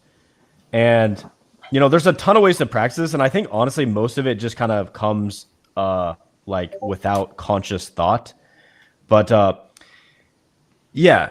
of lost my train of thought.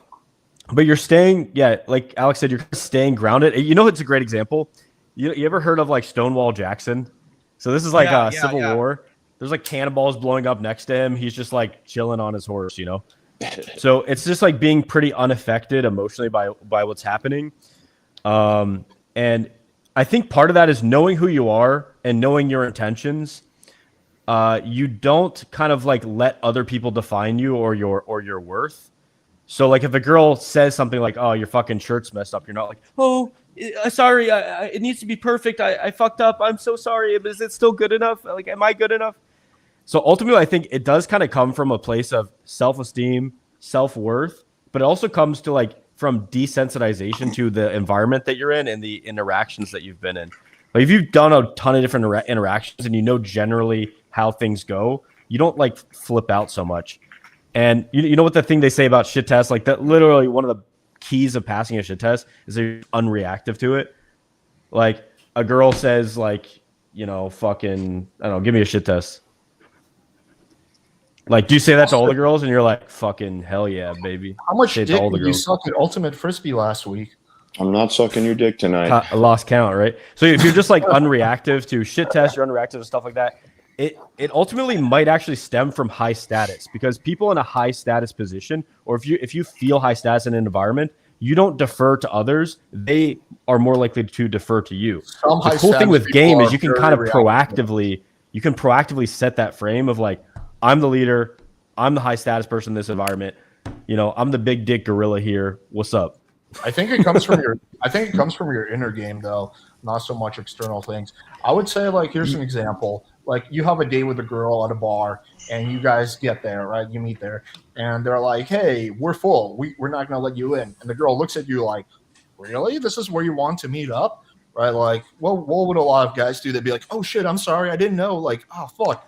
Right? But okay. If you're grounded, you're just going to be like, I guess they're too cool for us. Anyway, let's go to this place, right? So you see, like you can deal with something in a very frazzled way, or you can just be very calm. Like think the opposite of Myron Gaines. Like he's super emotional. Like every time a girl says something, he loses his mind. Whereas I think a good example of someone very grounded is Mike Rashid. I don't know if you know who he is, but like there's an interesting video where someone at the gym like basically tries making fun of him, and you can just see how he handles it in such a grounded way. You're not getting angry, you're not getting emotional, you're just very calm and just unaffected. Like, yeah, someone gave the example in the chat, like James Bond. Like, can you imagine James Bond? There's a scene in the Casino Royale with Daniel Craig, where basically that chick Vesper or whatever, she's having like she just saw like someone die, and she's just like having a meltdown, and James is just like so unaffected, right? And yeah, I think that kind of quality is very attractive. I think it also could be there's a downside to that when you tell beginners don't be affected. That's like the generic advice. It's like don't be affected by anything, be stoic, don't do anything.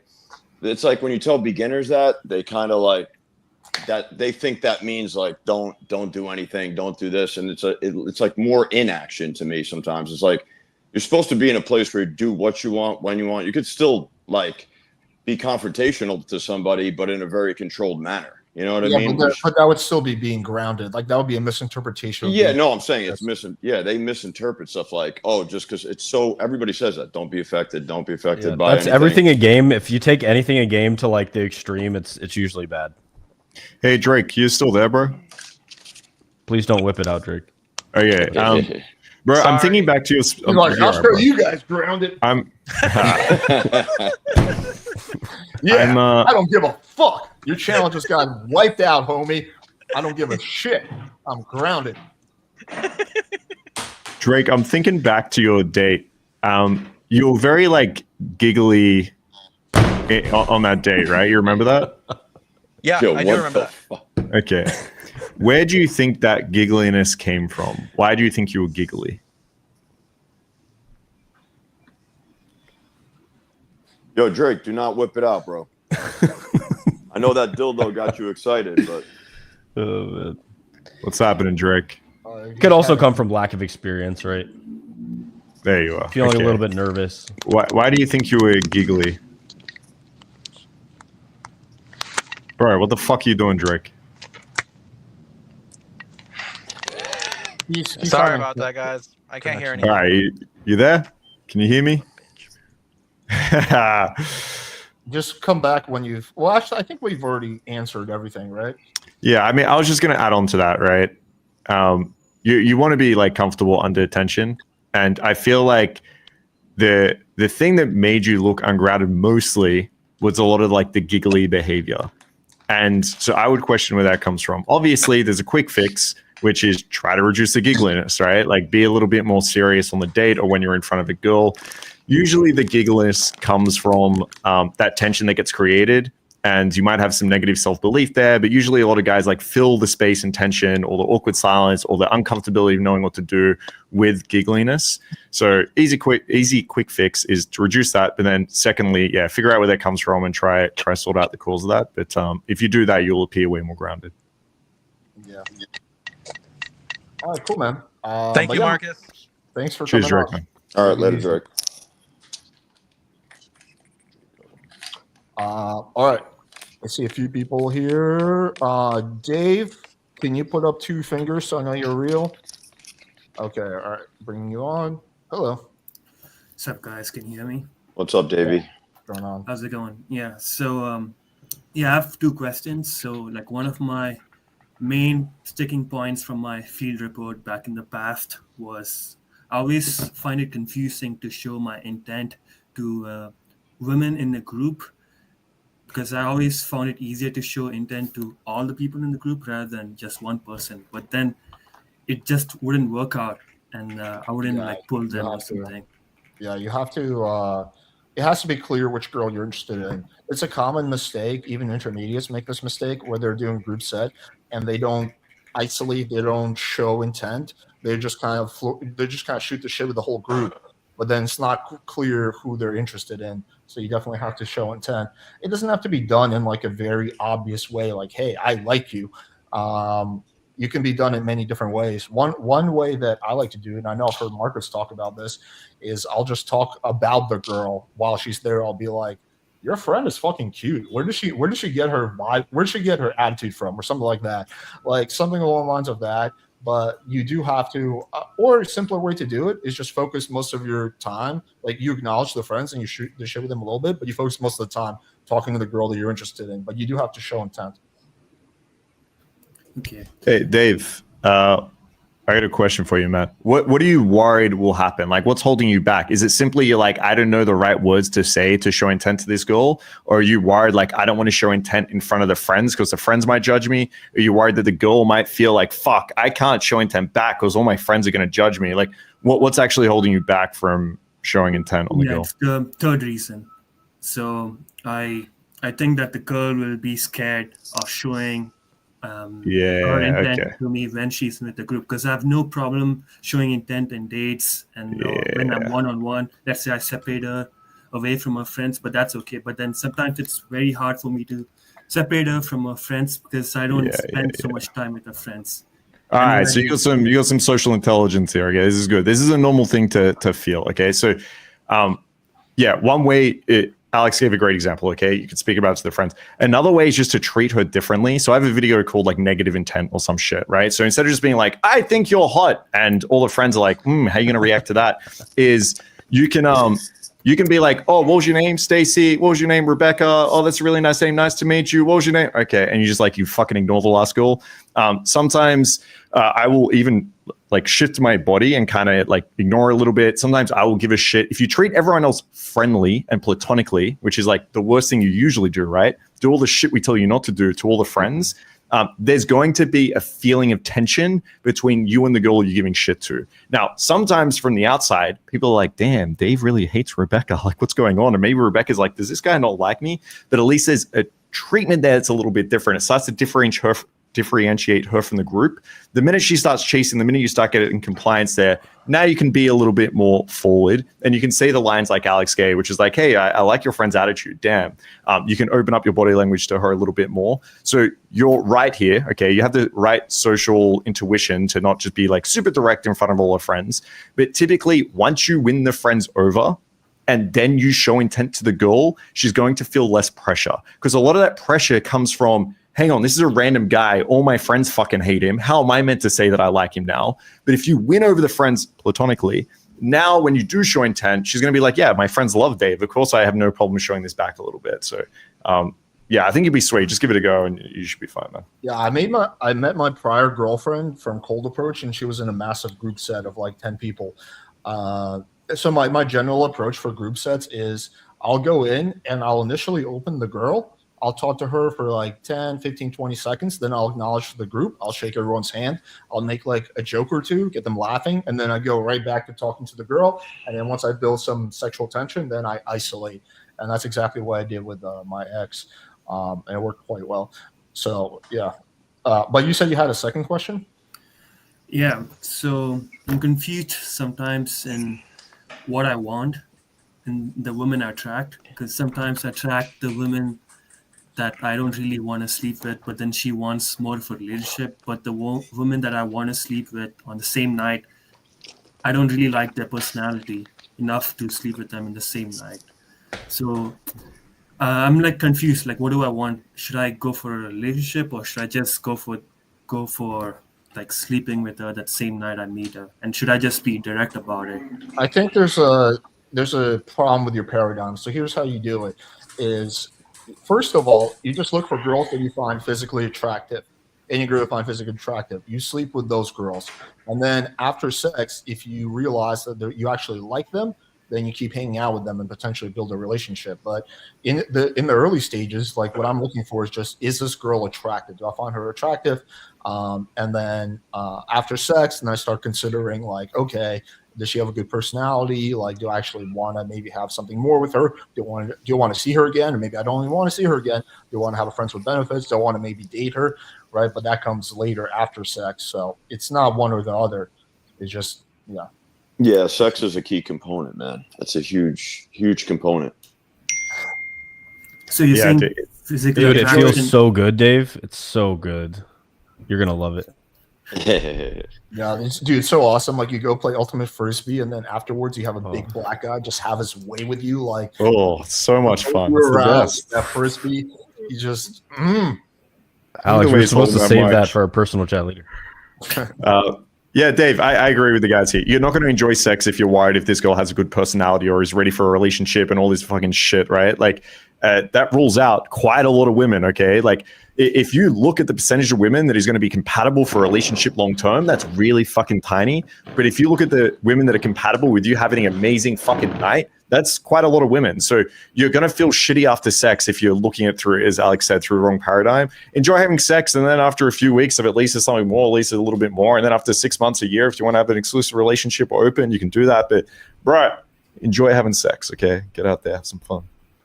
Yeah, everybody's kind of putting up a front initially anyway, so just bang them as quickly as you can. Yeah, it's a good point. You actually, Dave, I would also say put on some muscle at that point. Dave, Yeah, you should sounds pack on good. some muscle. Do a DEXA scan right now and then do like 6-12 months fitness and see how much muscle you gain. Fair enough. I Thanks, can't see guys. you, man. All right, bro. All right, Take buddy. care. Take it easy. And hopefully you don't wear that shirt gaming, please. It is a bit wrinkly. All right, buddy. Can we also usually write? This is the worst advice ever. I'd love he can jump on our panel and give some advice. Okay, I'd love to hear it. Wait, why did we ban him? I didn't ban anyone. Oh, Austen? I didn't ban it. Dave is literally right there. No, not Come Dave. back on. The other guy, King Pigs. King Pigs. Pigs, yeah. It's someone banned It him. wasn't me. I like the trolls. Okay, they're welcome here. All right, Yo. Ali Biazar, Yo. it's time for your 5 minutes of F King, level fame. I'll unban you later after this. Yeah, I gotta take a shit real quick. I'm good. What is this? All right. The Indian night? Yeah, I'm Persian actually. Oh, there you go. It was Of course, Like the Pakistani, cat. they're all the same. He doesn't just fucking Indian, Persian, Pakistani. They all look Dude, the I same. picked up a Persian girl on Friday night. Oh hell yeah. She was very nice. Dude, I feel like Persians would make great wives because they age so gracefully. It's insane. Like, it might be like the slowest aging women on planet Earth. I don't know. Do you know the most popular place in the world for anal sex? I believe is Iran. It's Persian people. I would have Yeah, I've heard said that. Russia.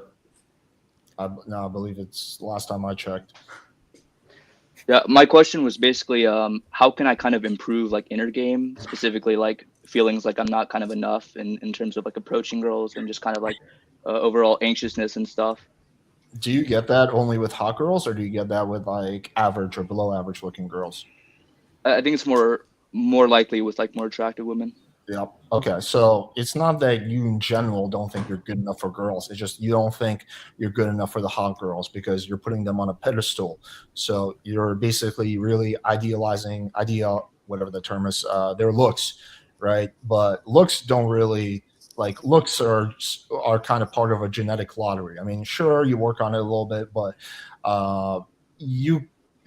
there's two ways to proceed here. The first way is just simply to just kind of like through willpower push through that, still approach the hot girl, still do good game. Once you hook up with a bunch of them, this feeling will go away. Like right now, if I wave a magic wand and for the next 30 days, every single day you fuck a 10, right? I guarantee you by day 15 or day 20, you're no longer going to feel like you're not good enough from them. So that's one, is just to use willpower to get into a place of abundance. The other is a more introspective way, and I think Austen can probably talk about that a bit more, but just realizing and reminding yourself that like, hey, like, why should I put this girl on a pedestal just because she won the genetic lottery? Like, does that really make her someone that should be afraid, someone I should pedestalize? Is there anyone on this planet that I should pedestalize in general? Like, yeah, so I would say that. Yeah, And there's a one huge- thing I'd ask yourself is what would have to happen in order for you to be good enough for a particular girl? So put a girl in your mind that you felt like you weren't good enough for. Just like get a mental image of her. And what would have to happen in your life for you to feel and give yourself permission to be good enough to talk to that girl? So just yell some things out. Like, what would have to happen? Like, what rules would have to happen? Like, would you have to make a certain amount of money? Would you have to have approached a certain amount of girls? Would you have to have, hit a certain thing in the gym? Like, what are the things that come up for you? I don't know. I'm kind of insecure about my looks, honestly, like my physique and everything, and just overall my looks in general, I guess. Stand up and do a 360. No, you're fine, man. You're 5'10". You're I'm proportionate. 5'7". Okay. So your looks, basically you're defining it as this. The problem is this. There's girls that I want, but in order to be good enough to talk to them, I have to change my physical genetics. So you've basically, the way you've constructed it in your mind, whether intentionally or just through environmental factors, things that you've been hearing or whatever, is you're setting yourself up for an impossible situation, one that's going to give you a lot of like mental anguish. And like, it probably does hurt to feel like, man, I'm never going to be good enough for this girl. Because that's essentially the problem that's been phrased in your head, right? Mm-hmm. So would you like to look at this from a different perspective? Yeah. So what if there are other things that make up being good enough? Like, you don't have any other hangups other than your looks, right? I feel like my social skills could definitely use improvement too. I mean, like I Uh-huh. struggle with approaching women in general, so I mean, there's that. Yeah. So what's the hardest part about that for you? I don't like for some reason I feel like whenever I see women, I just feel like they kind of have like this kind of like shield to where like they don't want me to approach them. I don't know where I kind of get this from, but it's just this, I guess, belief I have or something. So how many approaches have you done? Wait, Ali, do you watch Black Pill videos? Kind of. I sometimes watch your debates with Black. That's where that Yeah. belief comes from. Yep. Yeah. Busted. Yeah. You guys got Have it. you seen my video on We destroying caught the you. black We pill with caught facts you. and logic? I did. I saw your debate with Wheat Waffles. So I did a follow-up video. It's called Destroying the Black Pill with Facts and Logic. If you want to know like the absolute truth, like the smartest people on earth that do science, hundreds of these people, thousands of these people in various fields have constructed like the body of science that we now use, and it makes airplanes fly. It makes us like understand how viruses work and stuff like that. All those fields of science disagree with the black pill. So the thing is, people interpret the black pill as like looks are important. No, everyone knows that looks are important, whether they play 30% role, whether they play a 50% role, people debate. But the roles for other things matter infinitely more. One of my best, I don't know if I put this in the video, but one of my favorite pieces of evidence of this is there's a guy, he has like the top fitness channel, Jeff Nippard. He did this, he like interviewed people on like how many sexual partners, I think it was a study, but it was like how many sexual partners you've had and how much you bench. So the people who benched like, 135 had an average of like 5 sexual partners in their life. 225 was like, 8. And then the next bit plate up was like, 9. And the next one after that was like 10. So it's like, is the number one factor in how many girls you sleep with how much you can bench? Like, no, dude. Like, I'm sure Marcus and Alex have both hit 10 in a week before. I've hit 8 in a week 3 times in my life. So what matters more is the strategy that you use. Do you know how to run Instagram ads for dating? Do you know how to do Instagram scrapers and automate DMing girls? Do you know how to cold approach effectively? Do you know how to set up social circle events? Does it kind of piss you off knowing that Justin Mark is like a 5'4" Indian and he's fucked like 500, 600 white girls? Like, there's elements that are more impactful for your dating results than just pure looks, although looks are important. It's like, I'm taking a contextual. It's like, it's all part of one cohesive whole. But like, I like, so your SMV times your game times your volume, anything times 0 is 0, right? If your looks are like, 0, actually there are exceptions, but if you have 0 looks, like your looks are horrible, but your game is amazing and your volume is amazing, you're going to get like very little results. But if your looks are like okay or even average, like, I don't know, do you think I'm an average looking guy? Yeah, maybe a little bit. Most people would say I'm like average, maybe above average, whatever. But the results I have are not because I'm average or above average. The average results of people that look like me is they fuck 6 girls in their lifetime, and most of them are like hideous. Or not hideous, but like they're like average and they're like meh. But the reason why I've had disproportionate results is not because I'm some alpha Chad, Rizzler, Sigma male, hyper polyglot. It's because of the action that I take, right? I went out, every day for several years. Not only do I know how to like do good text game, and I run like huge volume scraping Instagram, doing Instagram ads. I do Tinder. I meet girls in real life. I meet girls like, I'm just like a vacuum cleaner, just sucking up leads constantly. So my volume and my game is such that like, even if you call me like, I don't know, 6.57, whatever on looks, I can get a shit ton of results. And what you realize, you should start, not you should, but what I would do if I were you, I would start looking, first of all, get rid of all the black pill shit. It's just literally poison. It's not even fucking true, dude. I don't understand why people like things that aren't even fucking true. Just because they want to fuse the with their black pill ideas. is exposed when it's just another way to rationalize why somebody's not getting results. If you peel back, I understand why the black pill is what it is now. It's a way to fuse with not feeling good enough, and exactly what Scotty said, to rationalize not taking action. So how many girls have you approached in the past month, Ali? Like maybe 1 or 2. How many black pill? If your close rate is 10% and you approach 2 girls, you can expect to close 0.2, and you can't close less than 1 girl. So it's a volume issue. And the thing the reason why black pill sucks the most, not just that it fuses you with this retarded idea that isn't even true, it's that it prevents you from taking sufficient action to even get 1 result. Like, I don't know. For me, that it's so clear, but I've also had the privilege of coaching, almost 2,000 people, and I see people go through what you're going through and break through. But the biggest thing I would advocate you to do, get a book, write this down. It's called Get Out of Your Mind and Into Your Life. Go through. It's a book where you do exercises. So you write down stuff, you do like visualization, stuff like that. And that'll help you break free from that idea, because it sounds like you're ready to like break free from that idea and start getting some fucking pussy, right? And like, do you want some guy with like? You realize that most of these black pillars have like less than 10 lay count. Most of them have less than 1 lay count. So it's like, emulate and learn from people that have the results that you want. There's like, one of the biggest things for me was seeing that there's like, how many billions of people in the world are average or below average in looks?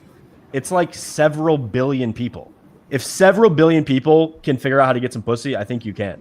And then it's just stacking things up. You're 5'7". Is that harder for you than some guy who's 6'2"? Yes, it's harder for you. So what? You have 2 choices. You can bitch about it. You can fuse with the idea like a butthurt little faggot, like most of the black pillars. Or you can say, you know what? What would be a cooler story? In my future self, how old are you going to be in 20 years? 47. You're going to be 47, Damn, bro. You look great. When you're 47, do you want to look back and say, you know what? I'm glad that when I was 27, I grabbed life by the balls and I went after it and I embraced the process. I understood it was going to be a little bit crazy, a little bit hectic, but I ultimately got the wife that I want, or the kids that I want, or the experiences that I want. You're going to be so grateful for having taken that action. So it's basically up to you right now. At this point, you're 27. You're a good-looking guy. So what? You're a little bit below average. Start finding examples of like your height. I would is disagree with Austen that someone better looking makes them better. Like, just keep in mind the benefits. Like, you have a good hairline, something I know a lot about. Yeah, true. You're able to grow out a good beard. Like, you're not below average looking. You're like a bit above average looking, I would say, all things considered. Got a good smile, got a good cock. Ali, I wanted to. Ali, I think all black belt videos. Yeah, Ali, I really think you're just a couple of small tweaks in your mindset away from breaking out of this, because I don't think you have to think you're deserving of super hot, amazing women. I don't think you need to get there at all, because honestly, realistically, you're probably not, right? If you're only approached 2 girls in the last whatever and you don't have much experience with this and you don't have many skills, the truth is, I'm not going to lie to you, you don't deserve a 10 out of 10 that is like incredible, amazing, and he's like charismatic, smart. You don't, honestly, you're not going to get her. You don't deserve her. You're not at that point. All right. That's the truth. So what I want you to do is have some small tweaks. Now, you said you do deserve an average looking girl, right? You said that doesn't really, like, there's not really a problem there. So I think you should reinforce that mindset. Right now, the level I'm at, I deserve an average looking girl. So I'm going to approach some average looking girls. I'm going to fuck some average looking girls, and I'm going to get a really good time with it. Okay. Then from there, as you develop the skills and you start having that value gap shift. So Austen had a good point. Write down the things you need, right? Maybe you do need to learn some sexual competence. Maybe you do need to build your confidence. Like, whatever it is, you need to learn that. That's fine. So I'm not deserving just yet. But, okay, here's the kicker. At the same time, I said a 10 that is amazing, that's charismatic, that's cool. You probably deserve a 9 out of 10 that's a piece of shit. Okay?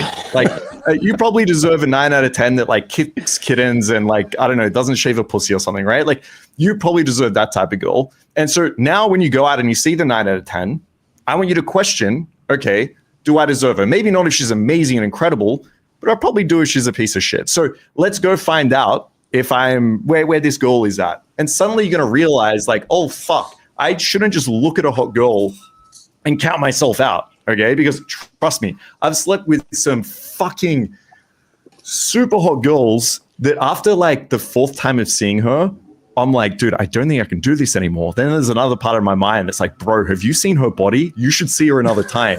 And then I do it and I fucking hate myself because I'm fucking this incredibly hot girl, but she's bad in bed and she's fucking annoying and boring and all this other shit. And after time, you realize like you go out to the club or you're on and you're like, yeah, looks are cool. And sometimes you'll fuck the 10 out of 10 that's a little boring and annoying. But for the most part, you just don't know. And so, Ali, what you'll find yourself start doing now is that you'll be fucking these 7s out of 10s. You'll be enjoying it. You'll be having fun. And then you'll start seeing a 9 out of 10. You're like, I'll give it a go. You'll go in and talk to it. Sometimes it'll go really well. Sometimes it won't. But now it's going to build up your confidence a little bit more. And then, honestly, in 2 years' time, you'll probably get to the point where you've built up your value, you've learnt the skills, and now these 9 out of 10s that are actually cool and interesting and don't, I don't know what I say, kick kittens, you'll be having a shot with them and you might be start going out with them. So for now, a small tweak. You don't have to be deserving, just a small tweak of understanding that principle, and it's going to help you get out there and do more than 2 approaches. The biggest And I thing think everyone that has gotten hot girls videos. No more, not a single one more black girl video. Just no mas. It's it literally just fries your brain. True. I thought deserved was an interesting word. You're saying I deserve this type of girl, I deserve that type of girl. Because I mean, like technically, I don't really deserve anything, but I guess it's a privilege to be able to date women or something. No, there is a degree of entitlement that is helpful in game. I mean, when I say deserve, I mean, depends how you're using the word. When I say deserve, it's like, which girl can I build attraction with is basically what I'm asking. Like, which girl am I compatible? Like, which girl here is going to actually show some interest in me back? Like, I think deserving might carry some more moral weight to it. You're right. I don't think anyone should deserve another girl or some shit. Like, I agree with that. When I say deserve, I'm just thinking, can I attract this girl? Right, is what I'm thinking here. Because as a human, I guess like you can start moralizing this a little bit deeper, and you could say like, no one should reject or accept me at any sort of level. But that's going a bit too deep. I'm just talking about what's going on in your mind, which is if I approach this girl, she's probably not going to show interest in me. Is probably what you mean when you say deserve. Yeah, and if you get more frequency of those interactions with even average girls that are loving you, it kind of reinforces that belief that not only am I enough, but women love being around me. Like, it's one thing to say, women love me, but if a girl's sucking your dick, calling you daddy, it does it way more effectively and way deeper. And like when you go out to approach that girl that's like 0.5 points or like let's say 1 degree hotter than you're usually used to, but you just had that experience, you're gonna give yourself a little bit more permission. And that's how it was for me. It was like, I hooked up with some average girls at the start, and then that frequency of that led to me going, okay, well, I can get those girls. Let's see what's next, right? And then you start just like, it's always step by step. It's not like we're going to say these things and your brain's going to, and then that you're going to be pulling like 10s every night, right? It's that you take those step by step. You only need to get like 1% better, right? Every time you go out, just do like one thing better and just stack those wins over time. And that ultimately is what's going to get you hotter girls, cooler girls, etc. And then ultimately, if you're talking about relationships, become the man that woman would want in a relationship and kind of reverse engineer that. Your dream girlfriend right now is not in your life because for some reason you're pedestalizing her, which you're dehumanizing that person. She wants the guy who doesn't give a fuck about, he's unfazed by her beauty. And she's like, oh, why isn't that guy doing this? Because 99% of the guys are like sweating me. So she's not in your life because you've dehumanized her.